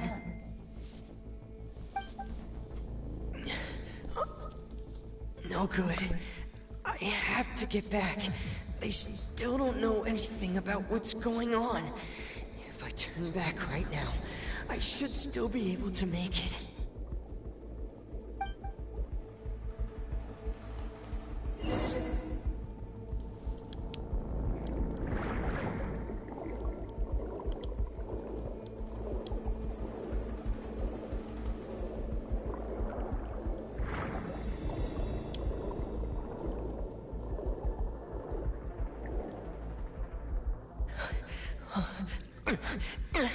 I can't die here.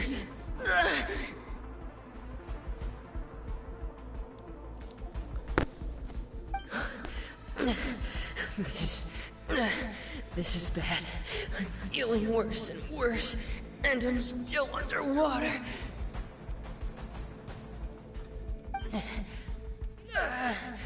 I have to push on.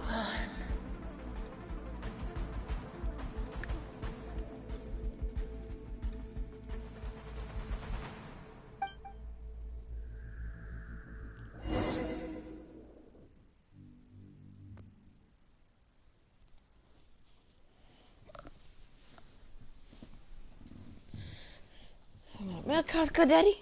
Yes, please. Take Milk Costco Daddy.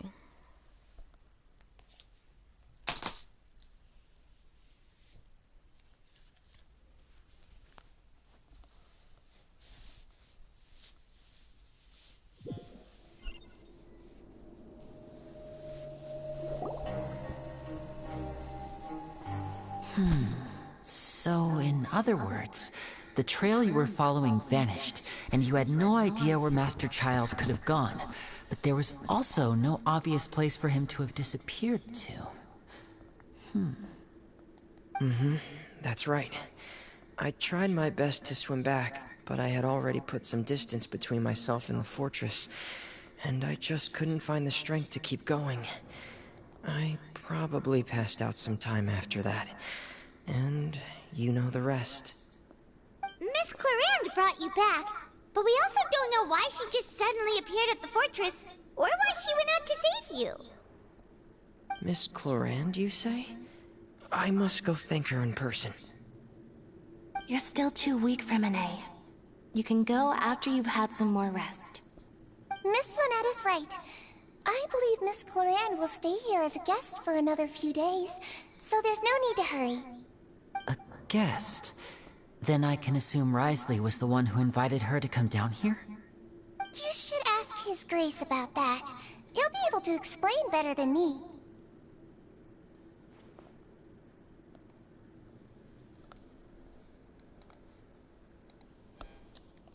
Yeah, it's about time you actually told us what's going on. Wanna come with us, Lenny?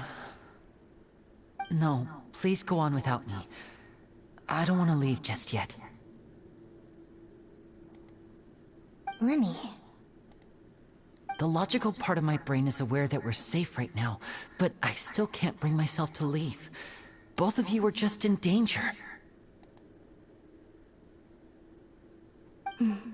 Understood. Then let's just sit together for a while.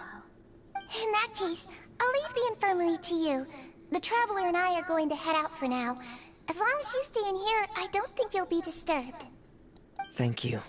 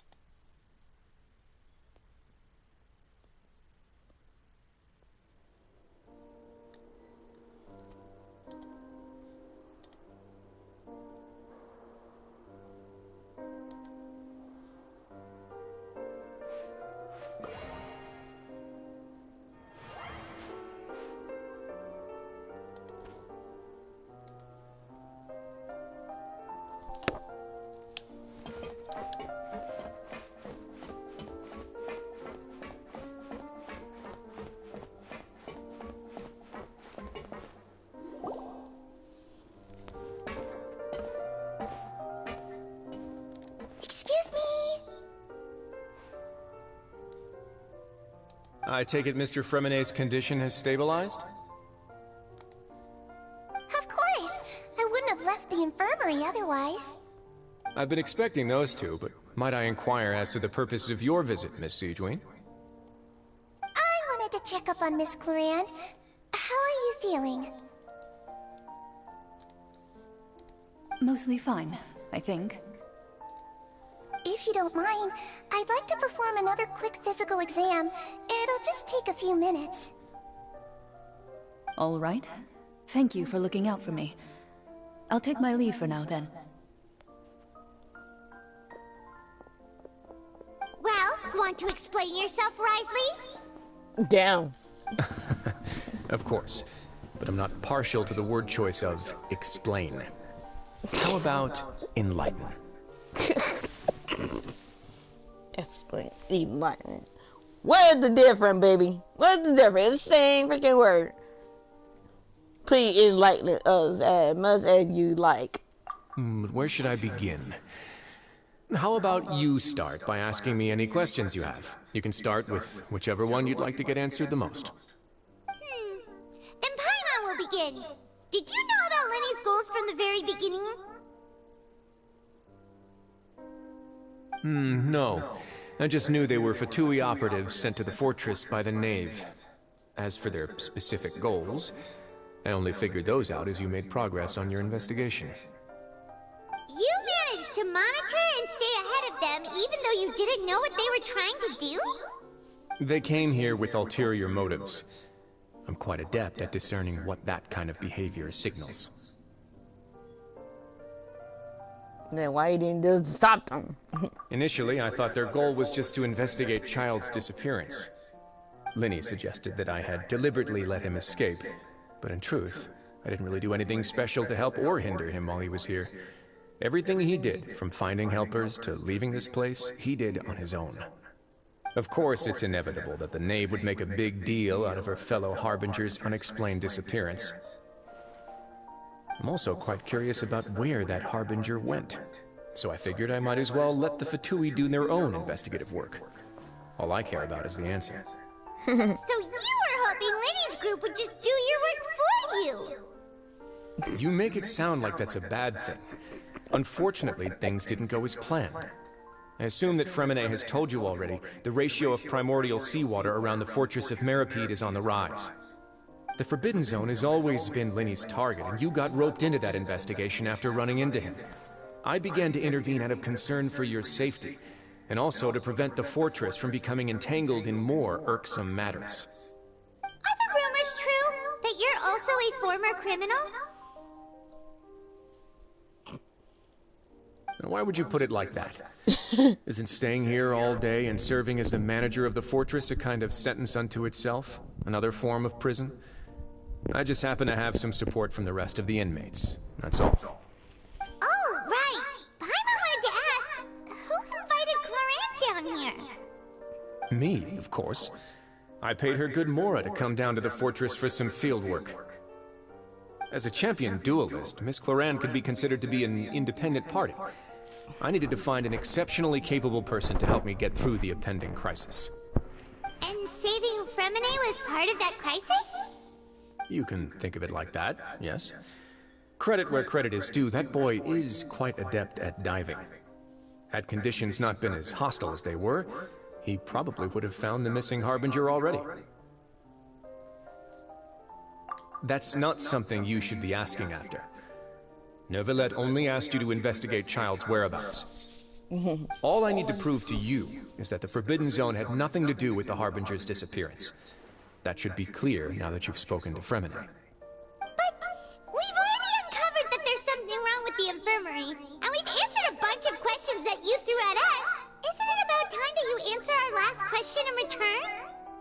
You make a compelling case. Do you really want to know the answer that badly? Yeah, Paimon really wants to know! Even if the truth may not be pleasant? Yes. Follow me.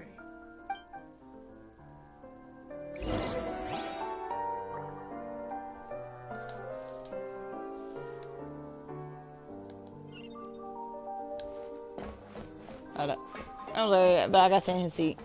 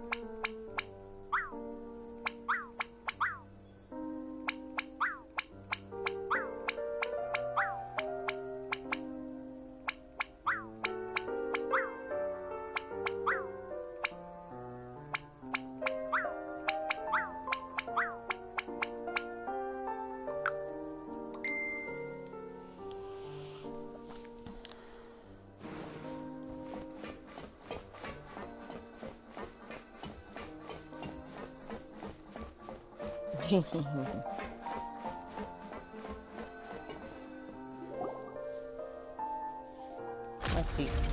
You can do nothing about it. It's fine. There's a hidden door here? And a whole Oh, basement shit, behind Nancy. it? Huh. You're pretty good at hiding stuff, Risley. It seems you've forgotten just what kind of place the Fortress of Meripede is.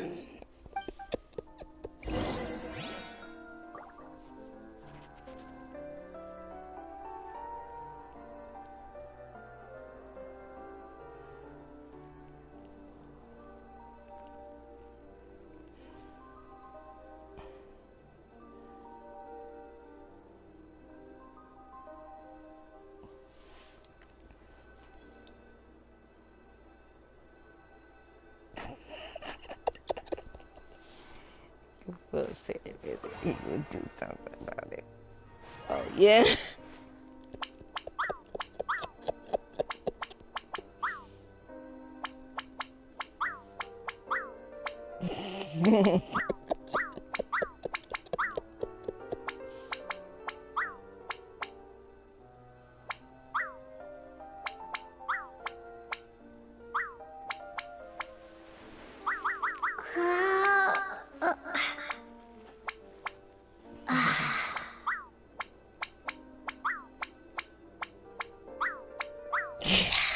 My chair.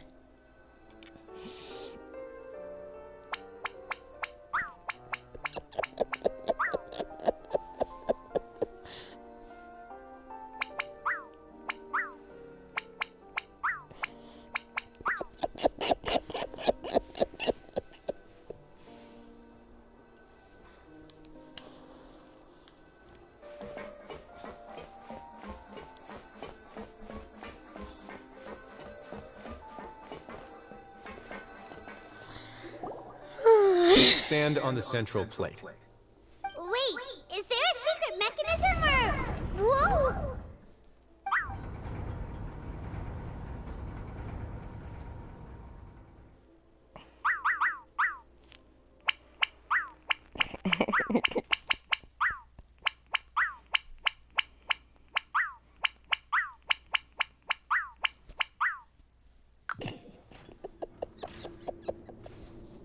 So, this is the forbidden Shit, zone? Missy.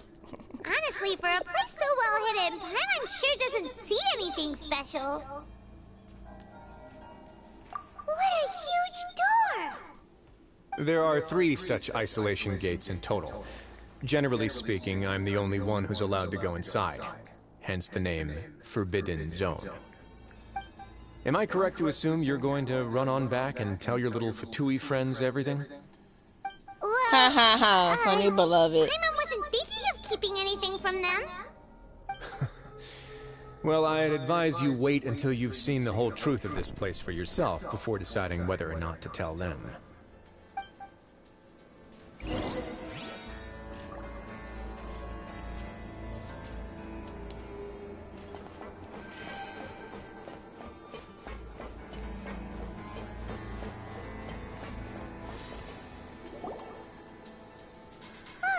So there's a switch on the side. Stand back.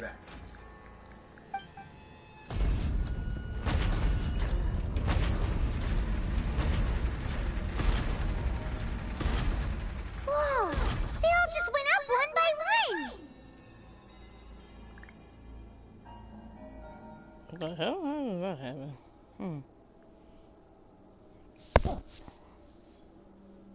Go on, have a look.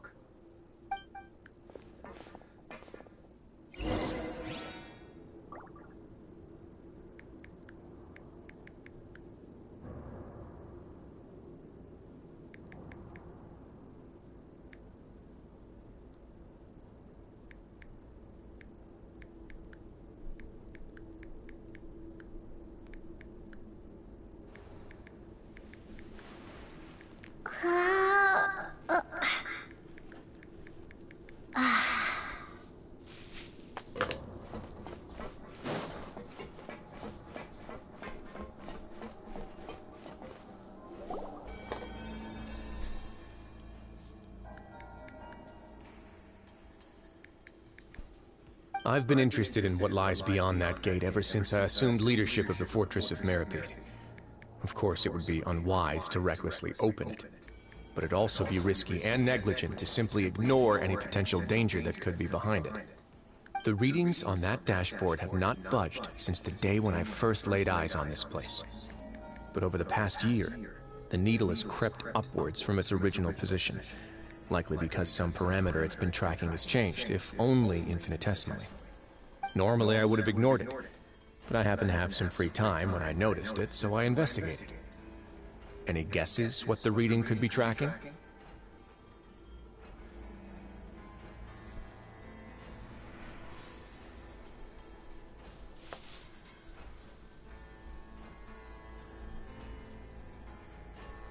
Very reasonable guesses. I've considered both of those as well. Unfortunately, our dashboard is tracking something less ordinary. The temperature should vary with weather and climate changes, so for something that rarely shifts, the water pressure is more likely. We ran a few tests to increase the pressure from the outside, but the readings didn't change at all. Later on, a few more possibilities occurred to me, such as a potential connection with the primordial sea. I began to make a few preparations based on that hypothesis. Over the past few days, the needle has moved again. With that, and the symptoms that Fremine displayed after leaving the fortress, I can now confidently conclude that the readings represent the concentration of primordial seawater in the seawater nearby. The concentration of primordial seawater? But we're already under the sea! And that is precisely the problem. We're at the bottom of the sea, and now we're surrounded by toxic seawater. Somehow, primordial seawater got mixed in, and the concentration is steadily rising. Yes, that's very likely. But forget about the two of us. Not even Neuvillette knows where the primordial sea could be, much less where we could find and plug a leak. Oh. Oh! Oh! Seems like you've figured it out. I believe the primordial sea lies directly beneath this sluice gate. For some reason, the primordial seawater levels have risen significantly, and it's now very close to us. The indicators are now red. Although the gate still stands, some primordial seawater has already leaked out and mixed into the sea around us. If this continues, soon it will no longer be able to hold back the primordial sea at all. Yeah, you know what the legends say. If this place falls, then everyone in Fontaine will be turned into puddles in the span of a night. But that's just too weird! Why would the Fortress of Meripede be built right above a sluice gate for the primordial sea? Who built this place anyway? Oh! Your expression tells me you think this might be part of a vast, complicated conspiracy. To be honest, you might find the actual answer may be exceedingly boring. It's just that the secret of the Forbidden Zone had been long forgotten by the nation before I rediscovered it with my research. There's no single founder of the Fortress of Meripede in any traditional sense. What we know about its history has been left to us by the people who used to live here. When the previous Hydro Archon, Egeria, ruled the land, all convicted criminals from Fontaine were exiled. The people drove the criminals away like a wolf pack chasing away the banished. The criminals received no sympathy of any kind from the people.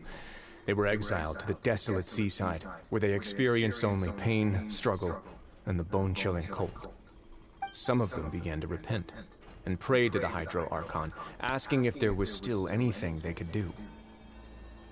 The Hydro Archon took pity on them, and said, "You may go guard my secret, deep underneath the waves."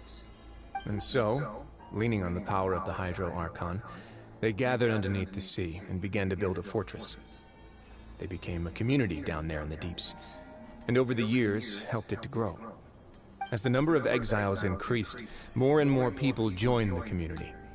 When the first group of exiles died, they left the yet unfinished fortress to their successors. The Hydro Archon continued to lend her support, allowing the fortress and what it stood for to continue growing ever larger. Before long, this dark underwater fortress became the sinner's only home. And with that, the people here stopped referring to the fortress as a prison. They saw themselves as repenting sinners who would regain their freedom once they had sufficiently redeemed themselves. But as time went on, people also realized that the fortress was a lonely place. Once they had gotten used to life here, they could no longer feel comfortable living in the overworld. Once they had finished serving their sentences, some people left and some others chose to stay. They'd find some idle position and let their withered souls fade away with the ancient secrets of the past. After many, many centuries, few people still remember the reason for the fortress's founding. Now they just see it as an integral pillar of Fontainian society, as the place where criminals deserve to be sent. Now and again, researchers manage to break one law or another and live out their days in the fortress. I learned all this from an elderly historian. Everyone else just thought he'd made it all up. But now you know every part of that history is true. Indeed. It's just as the prophecy says. If this gate fails, then everyone will be dissolved into the sea.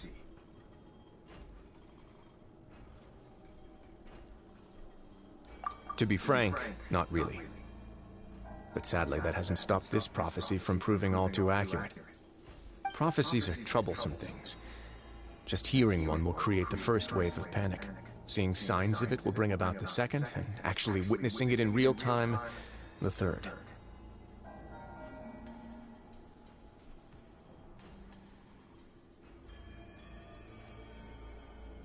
Let's go somewhere else.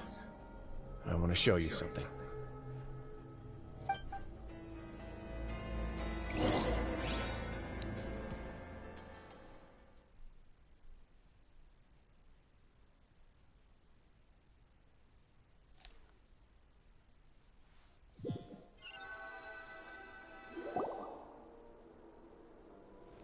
This is it. Your Grace, perfect timing. The results from our last round of experiments have... Wait, Jurier, he's not alone! Huh? Lorvine and Jurier? No need to panic, you two. I've already told them about our plan. What? After you warned us not to tell a single soul about any of this? I'm skeptical as well. Are you sure they are trustworthy? The results speak for themselves, don't they? These two may already know more than you could ever imagine. All right then, if Your Grace insists. They seem harmless enough, so I'll trust them for now. Well, how about some reintroductions? This is Jurier, one of the highest-ranked researchers from the Fontaine Research Institute. He used to work under Edwin. I trust that you've heard of Edwin? Well, good. Saves me a bit of time explaining. Edwin's main areas of research were archaeum and gravimeters. As his assistant, Jurier is quite familiar with them as well. I hired him to be my technical consultant. You want to blow up the fortress of Meripede? Ah, what a lovely idea. I'm already imagining it in my head. Gotta admit, I'm tempted as well. Guys, focus! Focus! That taskmaster over there is Miss Lorvine, and is also one of my technical consultants. While Jurier used to be Edwin's assistant, she used to be Jurier's assistant. Ooh, are they together? See, everyone keeps asking this question. Are you too sure you're not a couple and just using your work as a convenient cover? Your Grace, I am not in a relationship with this man. If I dated her, I'd officially be madder than Edwin. Jeez, forget I said anything then. Follow me. Whoa, there's another door that goes right up. Your constant amazement makes it seem like the fortress can do anything. But Paimon really thinks everything's super cool.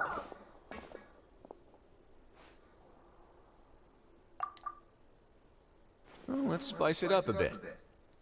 And here you go.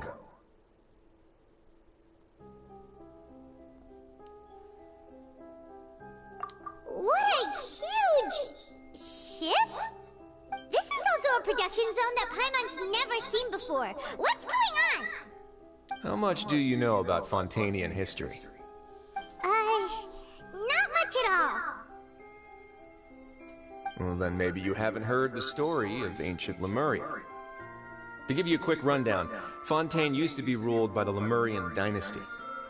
According to legend, the Lemurian king Remus came to this land after being inspired by divine revelation and found the seer Sibila, who had taken on the form of a golden bee. Taking the golden bee with him and riding on a huge ship, the Fortuna, he created his nation above the surging waves. He called his nation Lemuria, and used the Fortuna to incessantly search for new tribes and islands, calling on them to join his empire.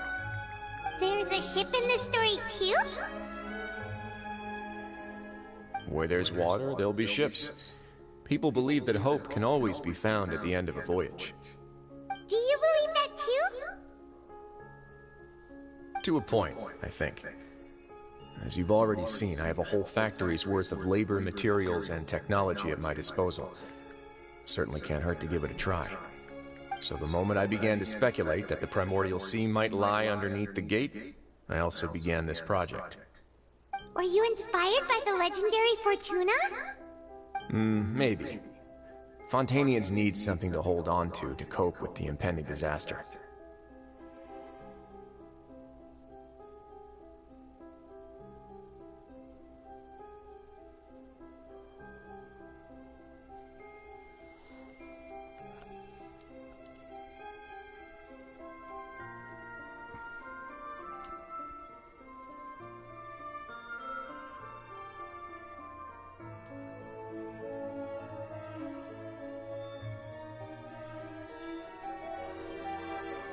Were the workers to find out the truth behind this ship, riots would destroy the fortress faster than any catastrophe. As the fortress's administrator, I'd never make such a reckless call. Alright, that's enough talking for now. I'll need another 3 cups of tea to soothe my throat. Do you have any other questions? Seems like you're good. Come on, I'll take you back.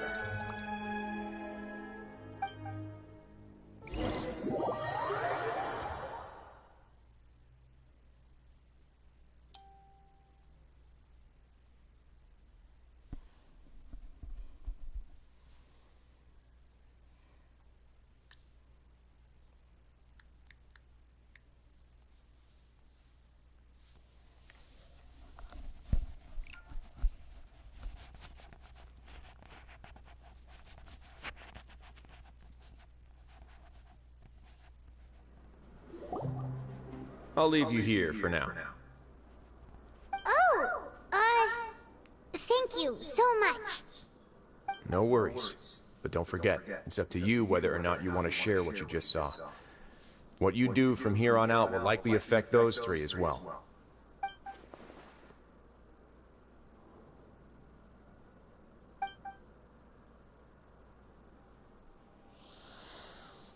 Yeah, we'll put a lot of thought into it for sure.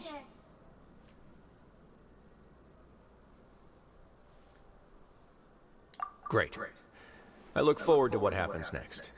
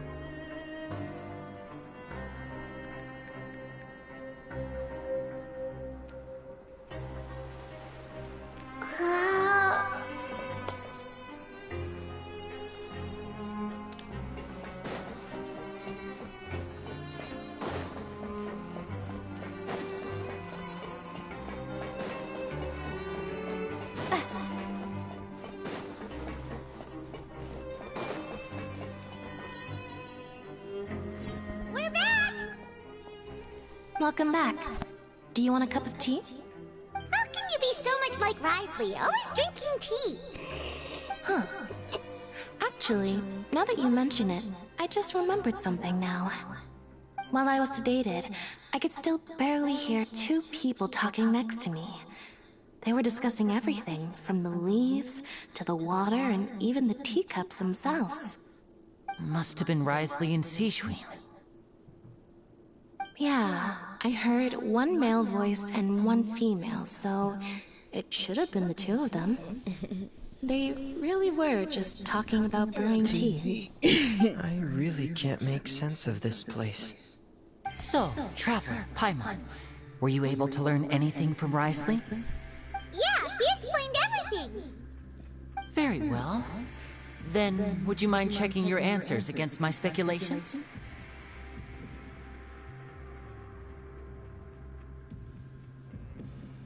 Yeah, I took the time to rest, so I'm feeling a lot more relaxed now. Nobody else is around, and Miss Sijui is also busy with something or other, so let's just talk here.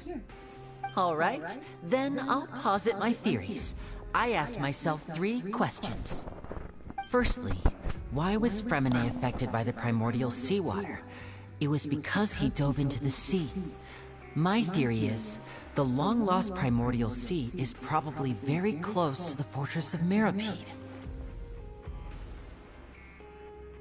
Ooh, he's good. He got that right on the first try. That's our Lenny.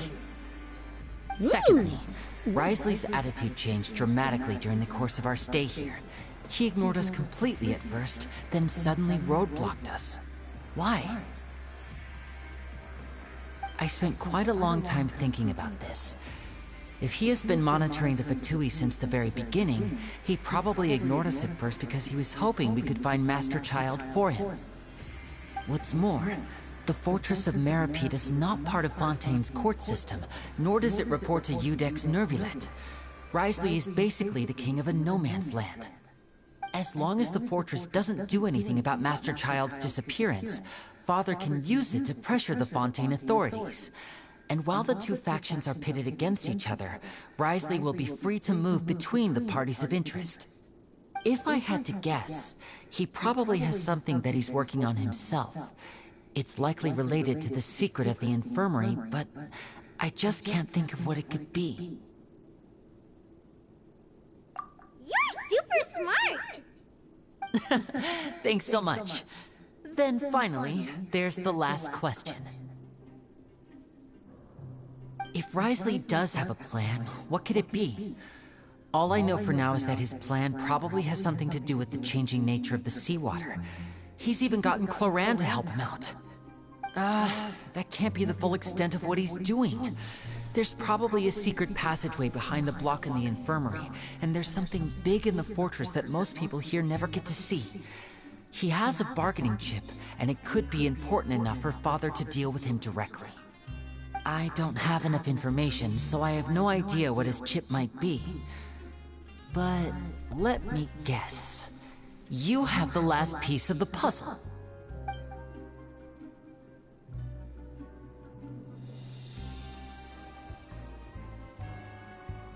I can't believe it. The sea will engulf everyone. Just like the prophecy said. Could Risley have wanted to meet Father to figure out a way to deal with this crisis? If you remember, I once mentioned that Father sees the House of the Hearth as her base of operations, and she truly wants to resolve the crisis. But how could Risley have known that? Or perhaps he didn't know, and just wanted to bring Father over to his side? Which could be why he said he just wanted to negotiate. Yeah, that makes sense to me. I understand your concerns as well, Traveler. I'll figure out a way to pass this on to our Father. No matter what, we're on your side. The two of you have already aided us far too much. We probably wouldn't be standing here right now if not for you. If you ever need anything else going forward, please come to the House of the Hearth at any time. Though you may not share the sentiment, after all that we've gone through together, the three of us basically see you as family now. You have my gratitude. Thank you for protecting Lynn when it He's really so mattered. cute. And thank you for sharing the secrets of the fortress with us. We didn't think you were going to do it. Why are you being so formal all of a sudden?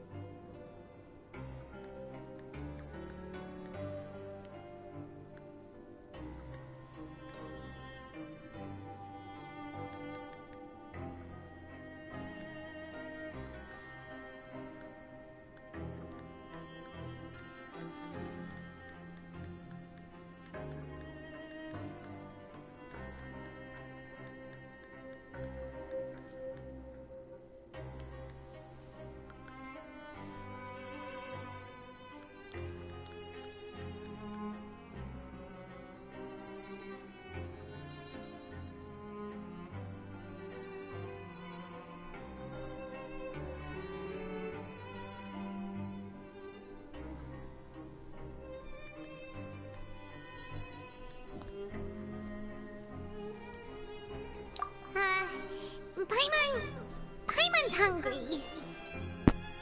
Oh, you've done so much already.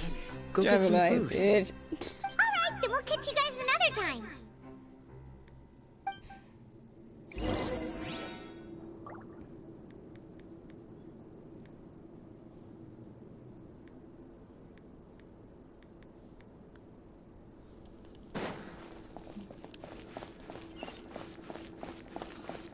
And they're like, Palmer over here like, bitch. You know what I mean? Traveler over here like, Palmer, shut up. You're not hungry.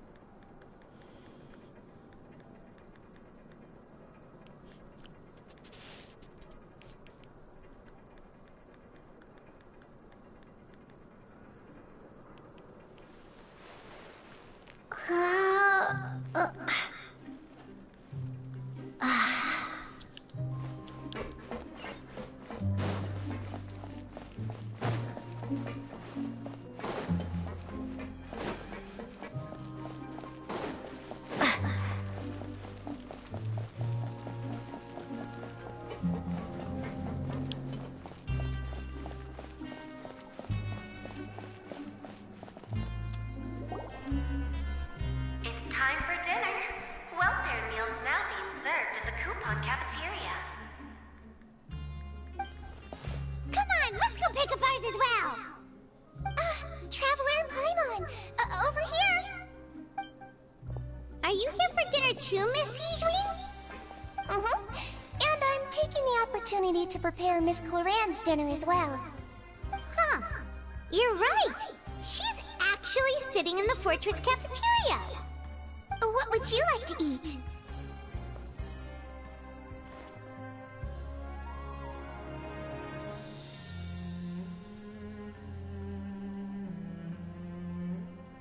Yep, you can. I've already talked to our chef, Mr. Wolsey. It's all on me today, so you can get whatever you'd like.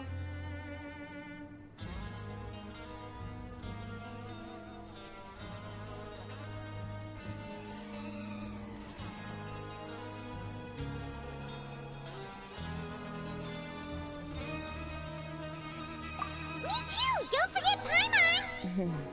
No problem. Just leave it to me.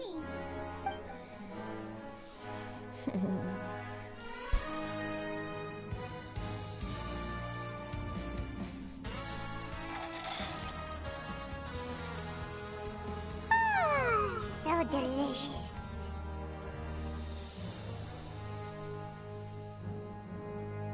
Paimon's so happy. Paimon wants to feast like this every day. Feeling full yet? How's the food?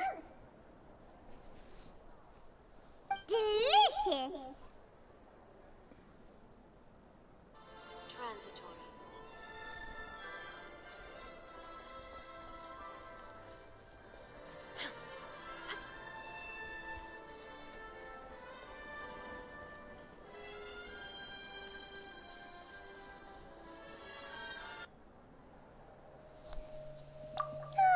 I'm so glad to see you all so happy.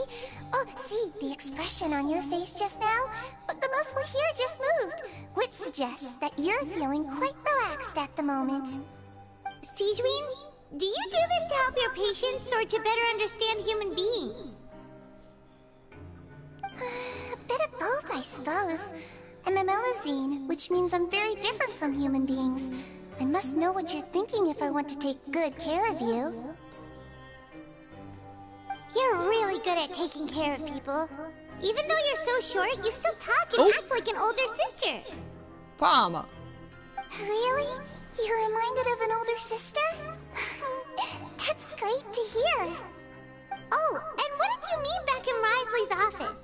When you said that you were protecting Linny and his siblings as well. Oh, that. I just asked His Grace to look out for those children, especially that diver boy. I was getting a bit worried after hearing that something was wrong with the water. Thankfully, Cloran is very strong and managed to save him in the nick of time. His Grace also sealed the pipes after Cloran left, to make sure that Linny wouldn't impulsively chase after his brother. Although the path was blocked, we still stationed some guards there to stop anyone from approaching. They were instructed to only open the door once Miss Cloran had returned. Oh, and I was keeping an eye on Mr. Linny as well. We had to press him, but we couldn't allow him to be in any real danger. You were all super considerate and really thought everything through. It's just what we do down here at the fortress. At least this has been His Grace's style for as long as he's been the leader. Oh, I really wish Monsieur Nervulette would come down here more often too. I feel like he'd like it here, with all the darkness and chaos.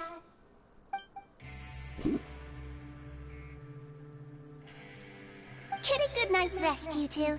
You both worked very hard.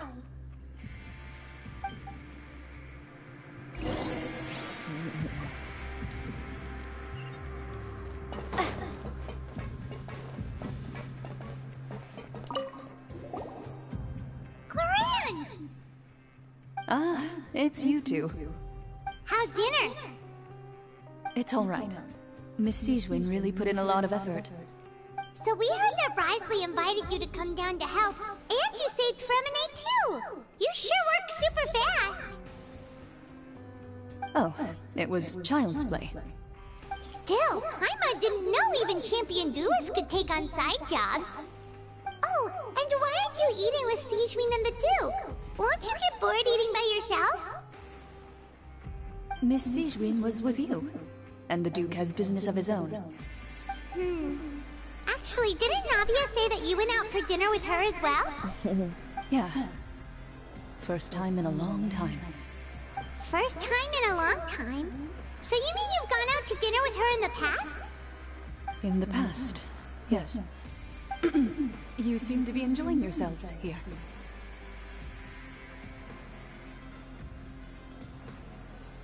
Things will be getting messy at the fortress soon.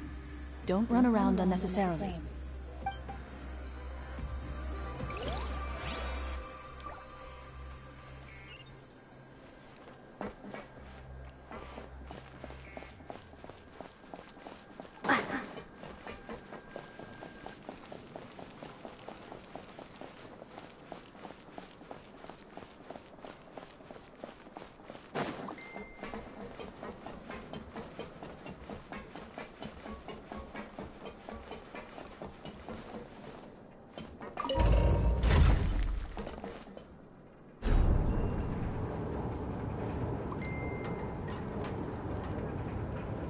If I beat Backfire.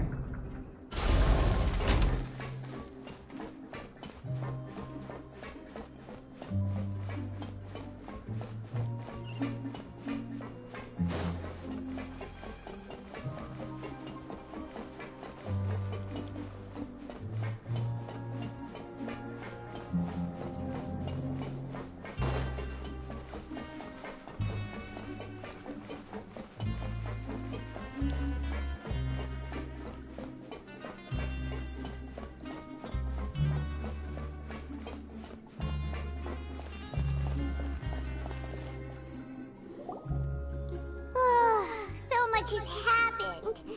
Paimon just feels absolutely exhausted now that she's finally relaxed.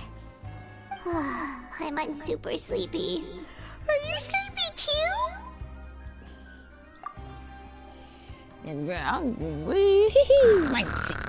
Really, Paimon? Yo. Jesus Christ, so fast for your butt goes bed. Exactly, I'm shaking my head. Well, see, automatic, like, bruh.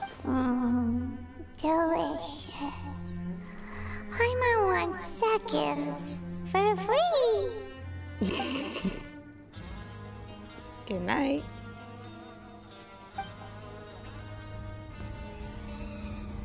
Out of my way! Get out of my way! What happened? Why is everyone running? No idea, but something must have happened. Stop asking! Waking up from my sleep, bruh.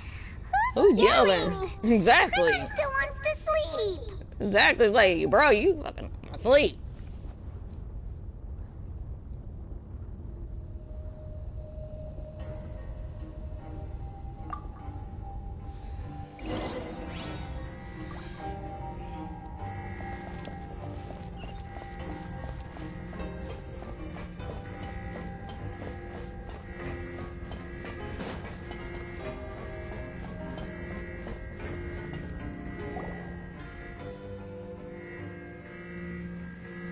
What happened? Why is everyone running around? Hey, what are you doing? No time to explain, mate. Goodbye. Hey, wait! What's wrong with these people? They won't even talk to us. They're here! Yeah, there you are! Oh, thank goodness! Quisto and Lavaroon, do you know what happened here? We came here especially to inform you. Something seems to have gone terribly wrong just now. His Grace is telling everyone to evacuate and get out of here. Lavaroon was saying you two are new here and you don't have many friends, so you might slip through the cracks. Haven't you heard all the stories like that? An evacuation is successfully completed, yet you only find out once you do a head count that 1 or 2 people are missing. Wait, weren't you the one who brought that up? Why is it suddenly my idea? Hey, shut up! Okay, whatever. The point is, you should come with us.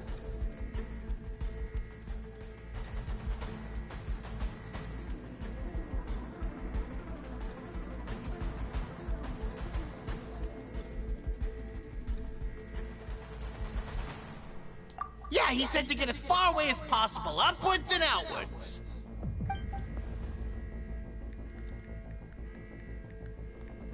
Oh no, it can't be that thing! Whoa, wait, what? What? Hey, where are you going? We have to go find the Duke! You two just go and get out! Go on without us! Hey! Be careful!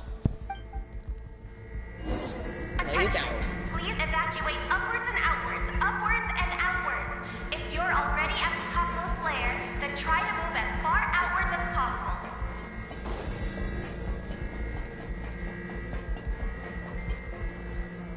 Attention! Please evacuate upwards and outwards, upwards and outwards. If you're already at the topmost layer, then try to move as far outwards as possible.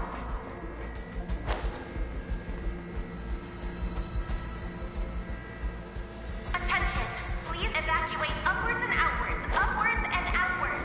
If you're already at the topmost layer, then try to move as...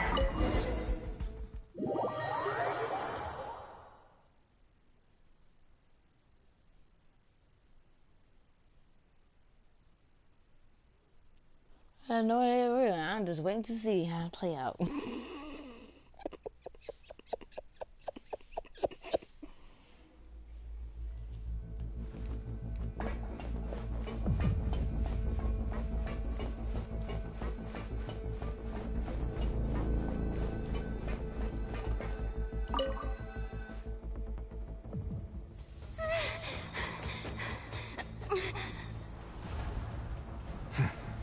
They're here.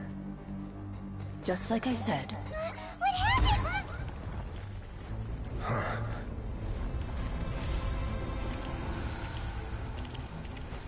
You're just in time. But be ready to run.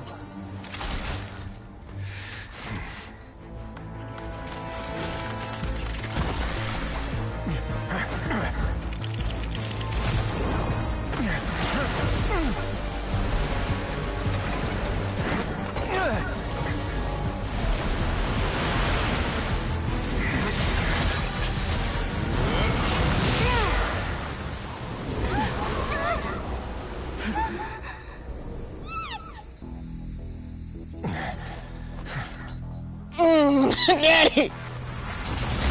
Oh!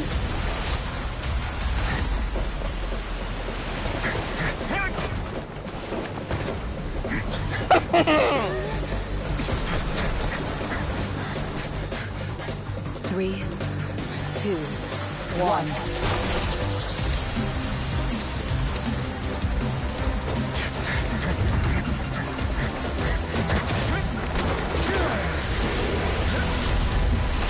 Yo! Let's go, Daddy. This won't hold it for long. Find Neuvillette. Tell him the defenses are about to collapse. Then what will happen to you? Until he arrives, we're the last line of defense.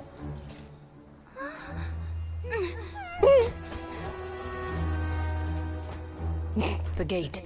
How long do you think it'll hold? That depends on us.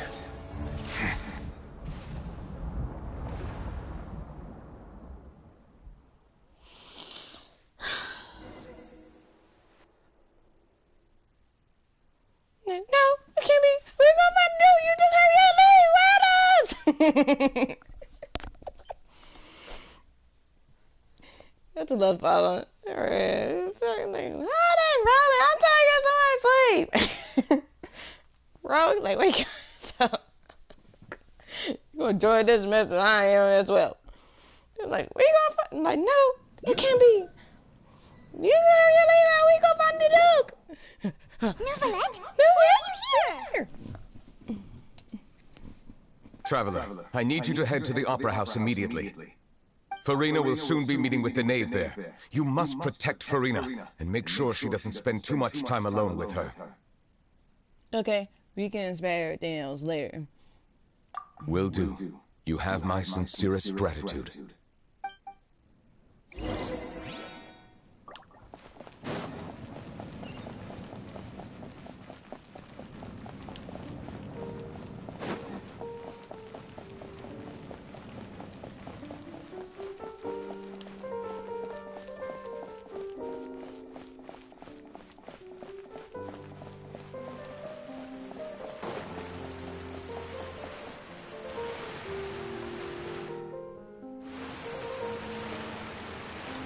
Look! There are a ton of Fatui and Palais Mermonia people over there! The knave is probably here already. We need to hurry! Are you two the traveler in Paimon? Monsieur Nervalet has left instructions. Please follow me. Though I'm sure he has already explained, this should be a mostly cordial conversation, unlikely to give rise to violence.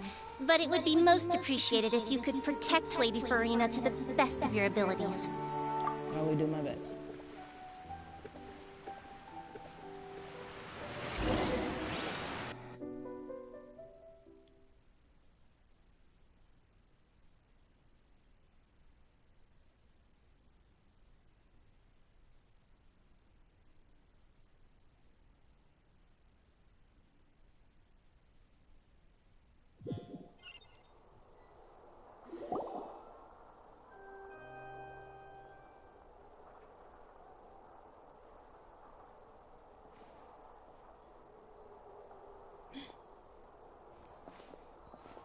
Oh, so you two are the honored guests Miss Farina mentioned. Of course! How could they not attend a meeting such as this? I must always have 2 or more guests at my dessert table.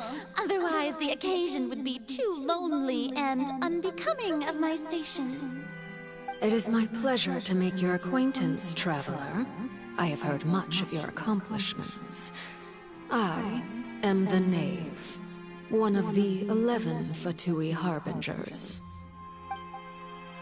So this is no way that I haven't told her and we need to make I've already prepared seats for you. Come, sit beside me. Perhaps you two are unaware of how Miss Farina and I do things. You see, we actually recently agreed to get together for tea when we had the time. See this? This is a limited type of confectionery that Miss Farina simply adores. There are only 16 slices sold every day. Here, why don't you and Paimon have a taste?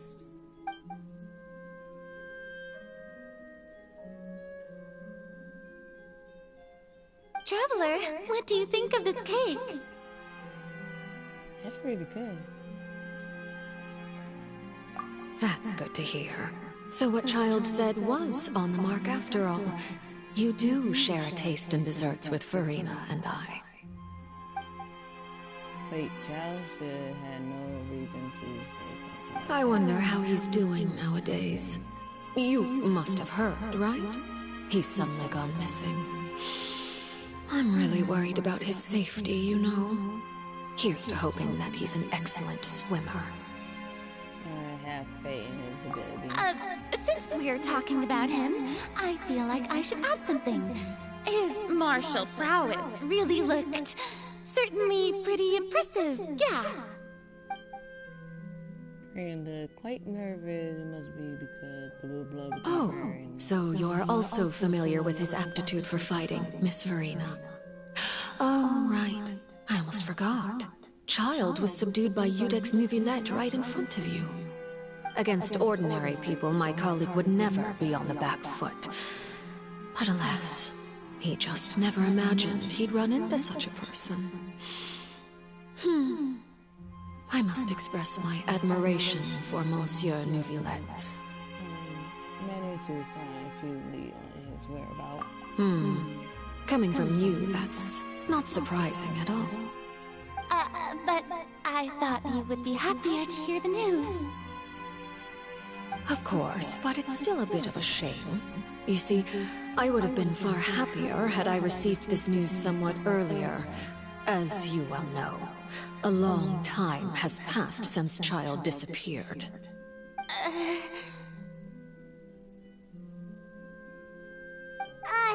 Well, in any case, there's no need to worry. We know for sure that Child is still alive. Oh, and just how do you know that? Because we found evidence that proved he left the Fortress of Meripede. And where did he go after leaving the fortress? Well...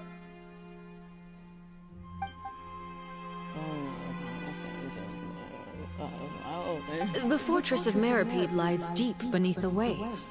Unless he pranced right out of the main gate, he must have had to swim for it. Do you have any proof that he surfaced safely? But there was also no evidence that he'd been injured or killed. That is good news, at least. His sister Tonya sent a letter to Fontaine not too long ago. Since he was unfortunately unavailable, I picked it up on his behalf. Do you have any idea how he usually writes back to his family? Dear Tonya, your letter made me feel like we were still enjoying our time in Snezhnaya together. I'm currently admiring the scenery on the streets in front of the opera house. Is it something like that?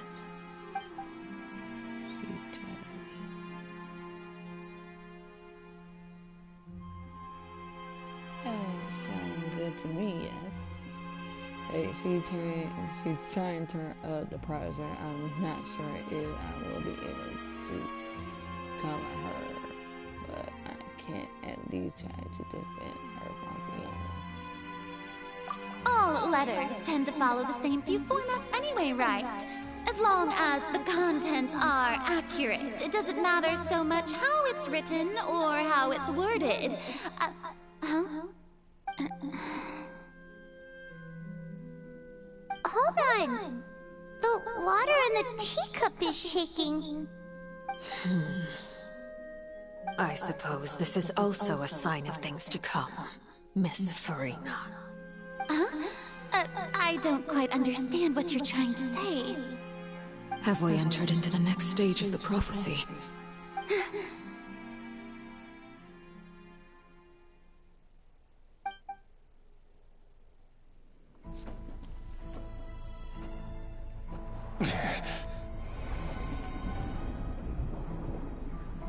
My thanks to you both. I will take it from here.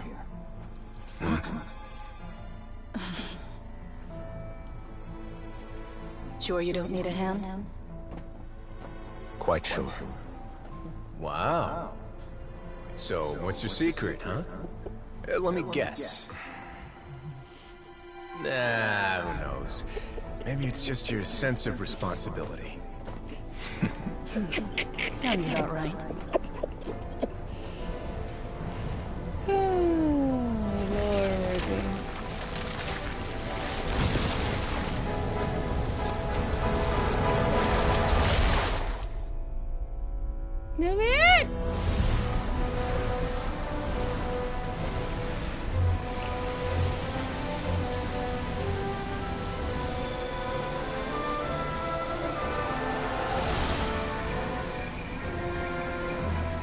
A day may come when the prophecy is fulfilled, and the waters burst forth.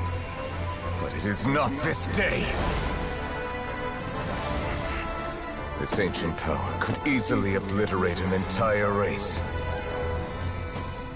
A tsunami of fury would unleash endless catastrophe.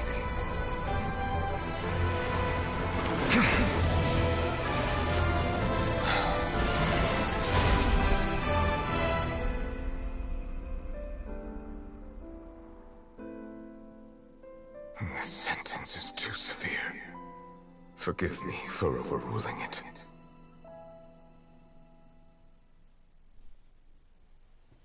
Huh?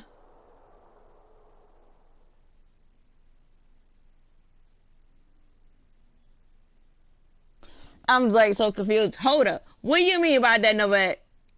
Nevada. What do you mean by that? Nevada. I know you're the freaking Hydro Dragon. Thing like that. But still, Nevada. And Farina is still the icon. I don't care what anyone says. Y'all can fight me. Fight me. Farina is still the icon. Archon, Hydro Icon. Alright. Seems like the problem inside has been suppressed. Let me guess. We're safe for now. Indeed. But only for now. I win this bet. You owe me a present. Very well. It was indeed just as you said. You made a bet? We made a bet on the size of your entourage. Cloran thought you wouldn't come down by yourself. I figured you would have at least brought a few people along for appearance's sake. It appears I underestimated just how confidential the mission was. Shouldn't you have gotten used to confidential missions by now? That's just how the courts operate. So what gift must the loser give? Tea? He already has tons of tea in his office. I'm thinking about a set of legal codices. That wouldn't happen to be a dig at my lack of legal awareness, would it? Well, I'm sure His Grace doesn't consider the fortress to be outside the law. I was under the impression the residents of a place like this would be uninterested in the legal codices. That was obviously a joke. Anyway, you've still got some unfinished business to attend to in the overworld, correct? No need to stay here if you have a pressing matter. We all know you can't leave Palais Mermonia for long. Thank you. I hope everything went smoothly with the Fatui Harbinger.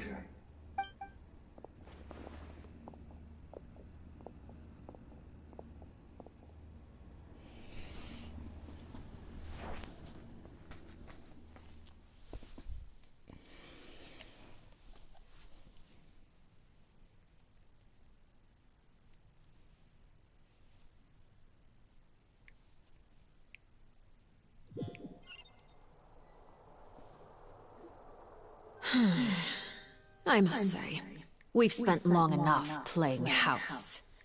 Miss Farina, as the Hydro Archon, I am sure you understand the exact meaning of the phenomenon we just witnessed. Or should I say, that's what I originally thought. But looking at your expression, was I wrong? And you haven't a clue? What are you trying to say? At this point, I don't think there's any more need to speak as diplomatic representatives. Allow me to speak to you now as just a Fontanian. You know the prophecy by heart, and also that every part of it is being proven true. Yet, here you are, relaxing, drinking tea, and eating desserts as if it's all nothing more than a few stray bugs in your garden. Do you really think that's acceptable? The prophecy's hanging above our necks like a guillotine. Every faction is looking for a way to either avert the disaster or save their own. Even the orphans of the House of the Heart have devoted everything to saving their homeland. But you? It beggars belief just how nonchalant and carefree you have been. From the very beginning, you, the god Focalor, you have utterly failed to take action. You're wrong. I've never ignored the prophecy, nor have I just been passing the time in self-indulgence. Retract your accusation and stop doubting the wisdom of the gods with such absurd conjectures! I am not alone in my doubts, you know.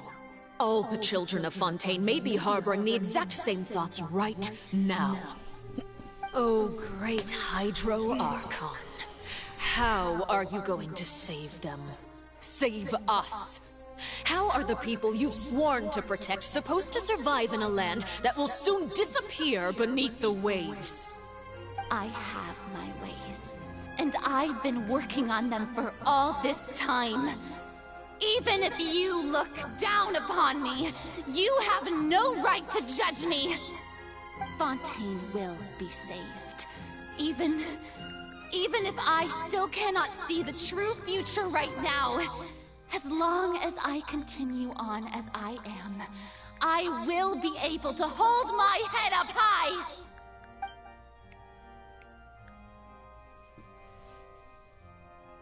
Then I ask you, Miss Farina, just what have you been working on?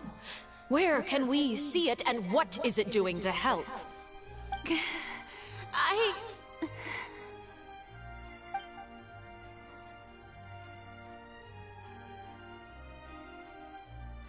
My machinations are just like the prophecy itself. They will only reveal themselves at the fated time. It is just that beings like yourselves are unable to perceive them as of yet. I see.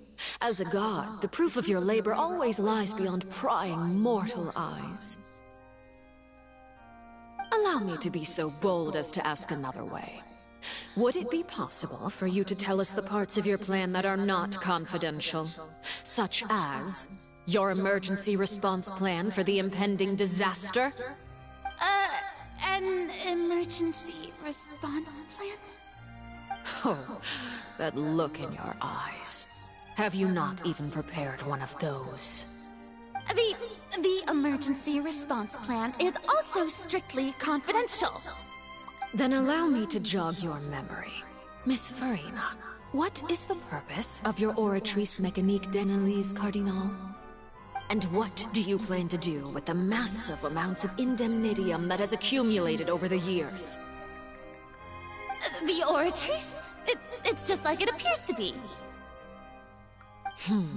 So you also have no idea. If I'm not mistaken, someone's using it to prepare for something. But unfortunately, it would seem that someone is not you, Miss Farina. I first caught wind of this when Linny tried to investigate the Oratrice in the Opera House. You see, even just getting close to the core contaminated him with an extremely large amount of indemnitium. But even if that had nothing to do with you, then what could you possibly be working on, oh great Hydro Archon? Oh, right. I almost forgot. Udex Nouvillette is not at the tea party with us today. Miss Farina, I suppose you must have ordered him away to take care of some troublesome business. Yeah, yes, that's exactly right. Please keep it a secret for me. Of course I will.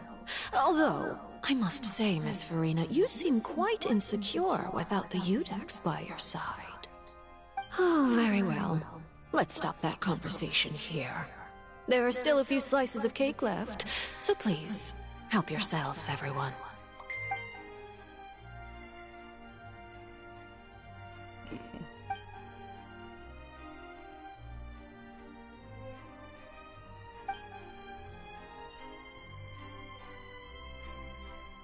Traveler, I heard that you were recently commissioned to handle a few matters on behalf of the Udex. Why don't you take an extra slice of cake? Those who work hard deserve gratitude and praise. You too, Paimon. Thank you. Paimon will take you up on that offer. Thank you. Paimon will take you on that offer. Oh, Paimon's super full. That cake was great. If it's on my tea table, it must be of the highest quality. Yes, and we must thank the knave for bringing these over as well. You're welcome. I'm sure the cake also felt greatly honored to be featured at Miss Farina's table. And I was merely catering to Miss Farina's tastes, seeking a chance to chat over tea. It is getting late. Why don't we call it a day? There are still a few matters that I need to take care of, so I must take my leave now. Very well. We'll end it here. Mind seeing me off, Traveler? We could use the opportunity to discuss Child before I must be on my way. Of course. Of course, right now, so you get off of my back. Paimon's coming too!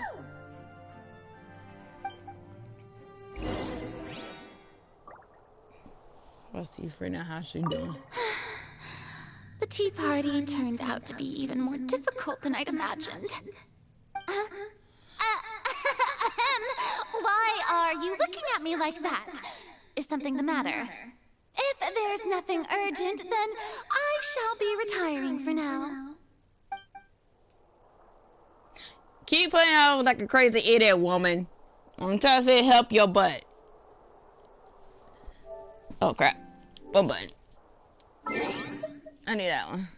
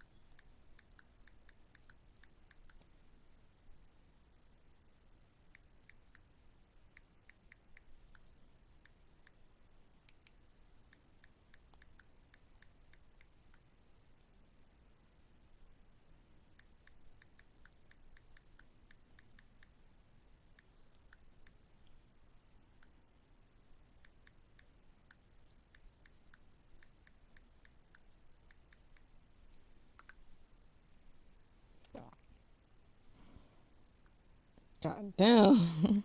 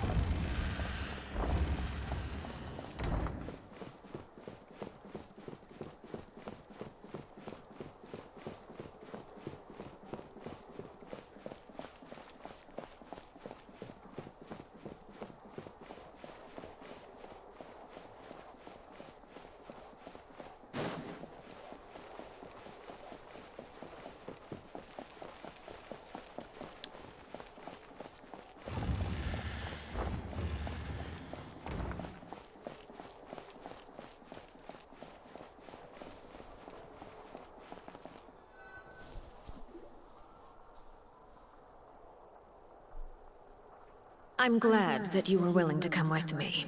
Of course, Child was just an excuse. I have no interest in your dealings with him.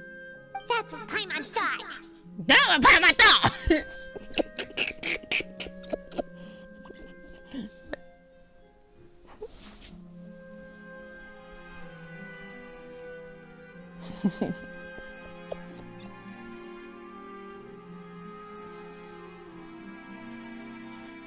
Yeah, just as good. That's what Paimon thought!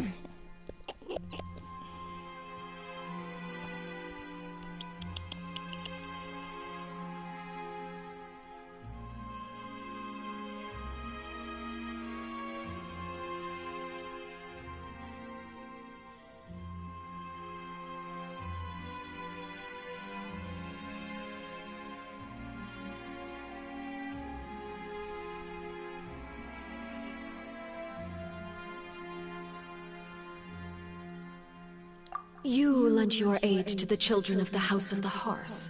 As their father, I would like to express my gratitude. Oh, no need.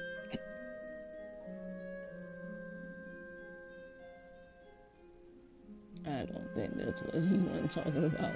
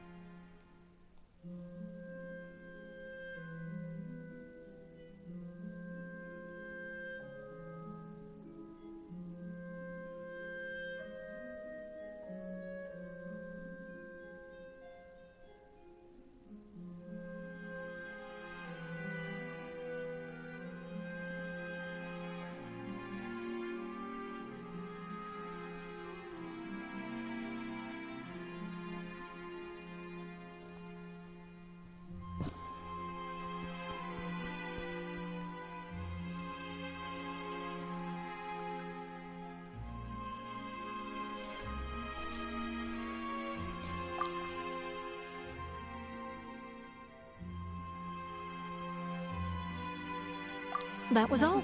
Formal topics should be discussed in formal settings, and informal topics in informal settings. I know you just returned from the fortress of Meripede. Relax. I have no intention of trying to get anything out of you. Linny, Lynette, and Fremine are still there, and I trust their judgment and abilities. They've all been working very hard and have always done all they can to fight back against anyone who tried to stop them, especially Linny. You mean Ridesley. He's a tricky one to deal with.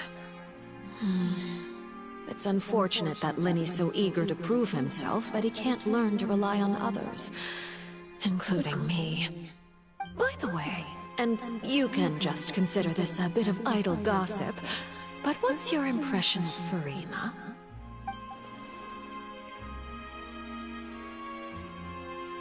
You are outside of our disputes, and the freest person in all of Fontaine, able to move around most easily. Allow me to share my perspective with you. And that's everything that happened during the trial. Master Child was declared guilty and immediately transported to the Fortress of Meripede. Didn't he say he was coming here on vacation? Does he not feel an ounce of shame for all the trouble he has caused?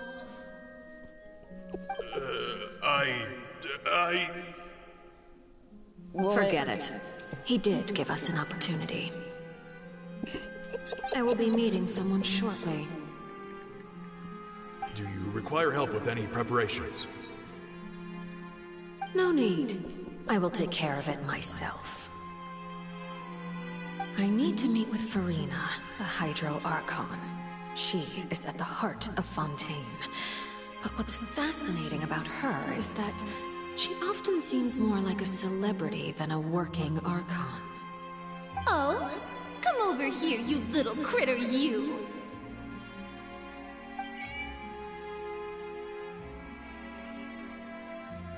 You dare to run from me?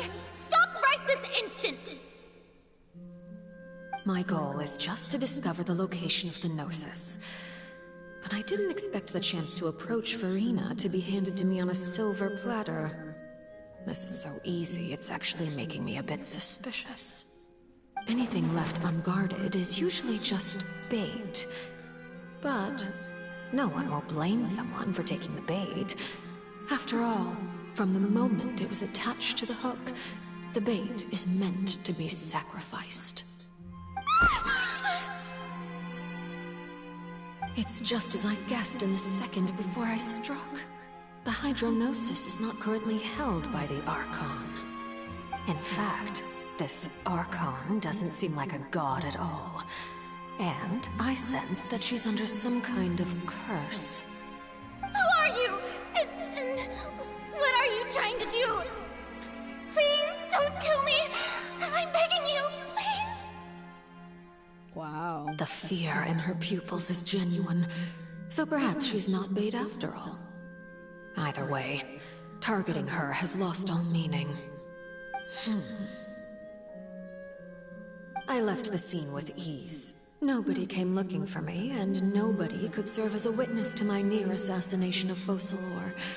I suspect even Furina dares not mention this incident to anyone.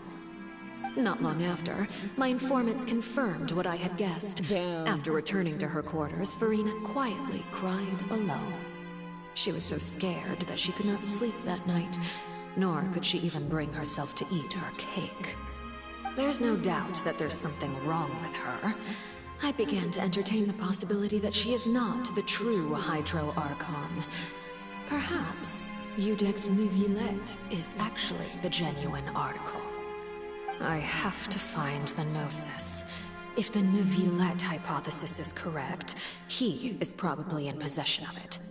Alternatively, it might have been hidden in a place that's hard for ordinary people to access. Yes, Father. My dear children, please speak. News from the Fortress of Meripede.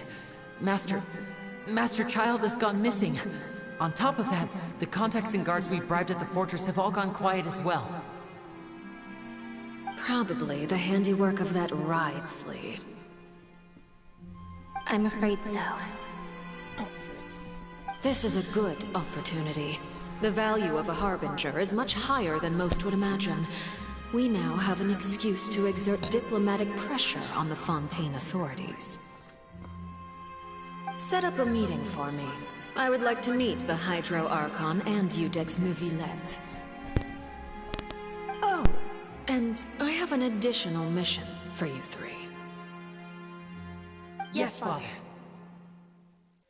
Tartaglia's disappearance was not a part of my plan, but I can use it to make a breakthrough. With this as my excuse, I can ask for an official audience and continue my investigation of Farina and Iudex Neuvillette. The initiative belongs to the House of the Hearth. My wish to investigate the fortress of Meripede will be a front. Lenny and his group will be responsible for the actual intelligence gathering.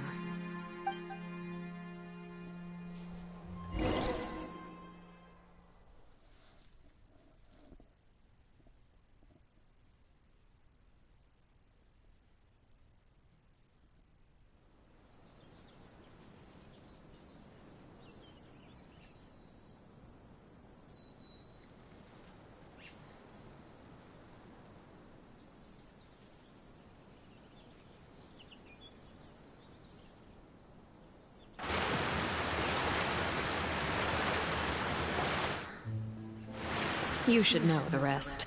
Lenny's group is quite close to you, so they wouldn't have hidden anything from you. You attacked the Hydro Archon? It wouldn't mean anything, even if you shouted it from the rooftops. After all, even Farina herself is still pretending that nothing of that sort ever happened. Alright then. I've now had 2 chances to enjoy tea with Farina. I have to say, the leadership of Fontaine is even more inscrutable than I had imagined. I once surmised that Iudex Neuvillette must be the Hydro Archon, but now, that doesn't seem right to me either. I am a servant of Her Majesty the Tsaritsa. Over my years of service, I've learned how a real Archon conducts and carries themselves.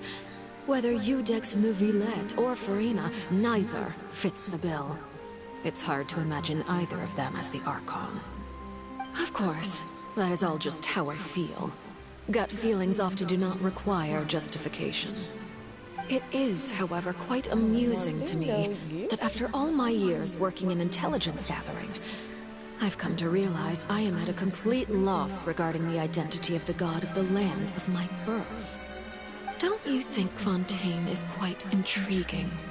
A catastrophe looms, yet many secrets have yet to rise to the surface. It looks like Fontainians will have no choice but to save themselves. Ultimately, though, one must survive in order to do anything else. Should the need arise, I would be happy to cooperate with you. You don't need to commit to anything right now, of course. I have a feeling that the situation will continue to evolve, and as your name is often connected with noble deeds, I'm sure we will work together someday. Neuvillette. He certainly returned quickly. You must want to catch up with each other, so I'll leave you to him.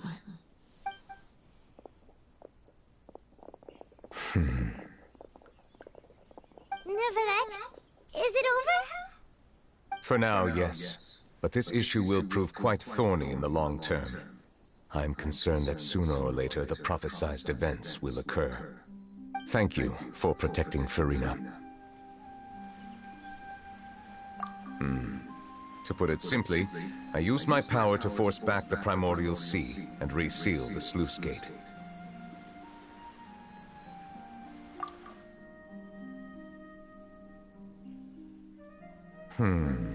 So as expected, the knave has turned up the pressure on Farina. She's trying to feel her out, though I'm still unsure as to her motives. Permission granted.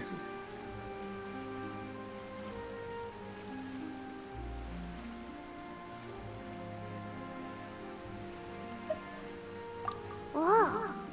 It can't be that you're the real Hydro Archon, right? But But that's just a speculation on our part, though. You can't tell us? Then that's okay. We can talk about something else. We won't try to force you. You guys in Fontaine are super strange. If by the phrase, you guys, you are referring to Farina and I, then although I'm not sure just what you are trying to imply, I must clarify that I do not share her positions on a multitude of topics.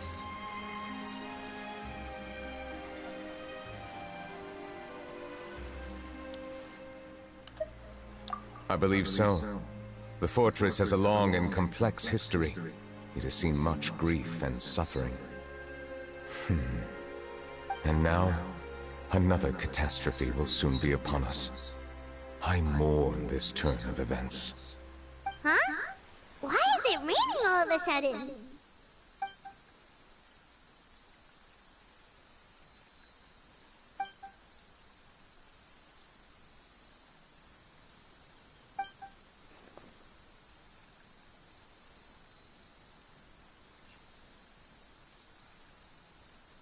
You may be closer to the truth than you think. Oh? And what are you thinking? The dragon of... what? What? Huh? Huh? Please do not be so surprised. Farina?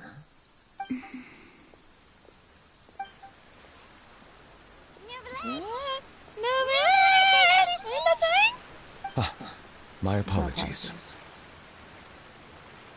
We were just guessing randomly. We didn't guess right, did we?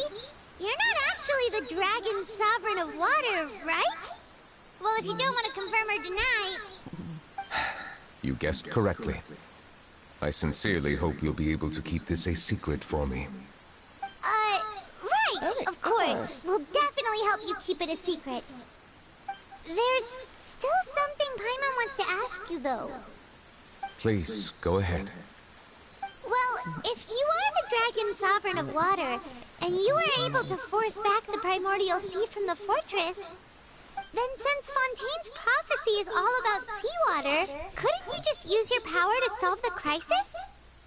None of the currently living dragon sovereigns in the world, myself included, possess our full dragonhood.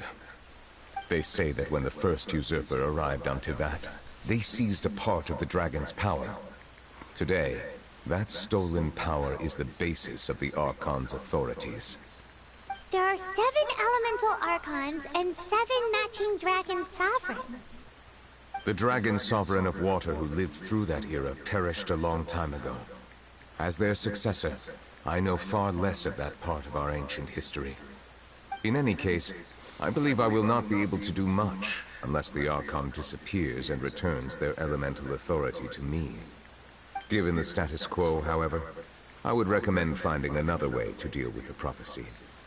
Oh, so even you can't solve it. I still have some urgent matters to attend to at my office. If you have any more questions regarding ancient history, you are welcome to discuss them with me at a later time. Please go right ahead. There's a place that Paimon wants to go too. Traveler, why don't we pay another visit to the Fortress of Meripede? Paimon is a little worried. We'll see you another time. Take care. Well. Well then. I'm the dragon. Well then. Love, I'm the dragon. So how do you feel having another dragon?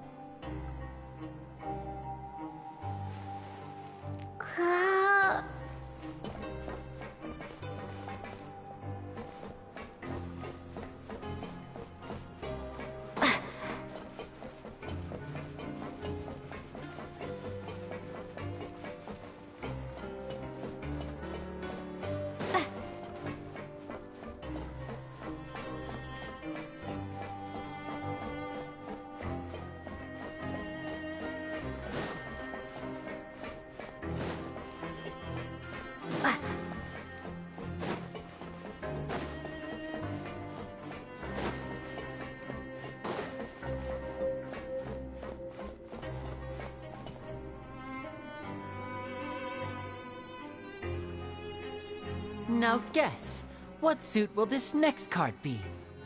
A bare-teeth cat? Well, well, look who it is. Traveler, Paimon. Hello, everyone. Looks like you're recovering nicely from it, eh? Mm-hmm. Thanks to everyone's support. Oh, right. I managed to work up the courage to thank Miss Clarand in person. Whoa, how did she react? She told me that it was nothing. It was as if saving a life wasn't a big deal to her at all. She also told me not to worry about it. She didn't want to stress you out, that's all. She's right, and it's best not to dwell on it. Yeah. Okay, but check this out. We went back to the Opera House and we met the knave. You met Father? Did she say anything to you? She said a few things that were, a bit hard to understand. And also that she's looking forward to working with us in the future. Her attitude towards you is even better than what we'd imagined. That's fantastic. You should believe her. She has her own way of doing things, and she'll do everything in her power to help those she considers close, which now might also include you. Mm-hmm. Father is very capable, and also trustworthy. Oh, Paimon just remembered that she thought Lenny was a bit too proud as well. She said that you should learn how to rely on others sometimes. Got it. Huh. That does sound like something that Father would say. Hey! Are you going to stay here for the next few days? Looks like it, yeah. Excellent. I will host a tea party. For real? Then Paimon wants another serving of cake. Another implies that you were already served some delicious cake while you were up there. How lovely. Well, Next time, you're going to have tea and snacks with us.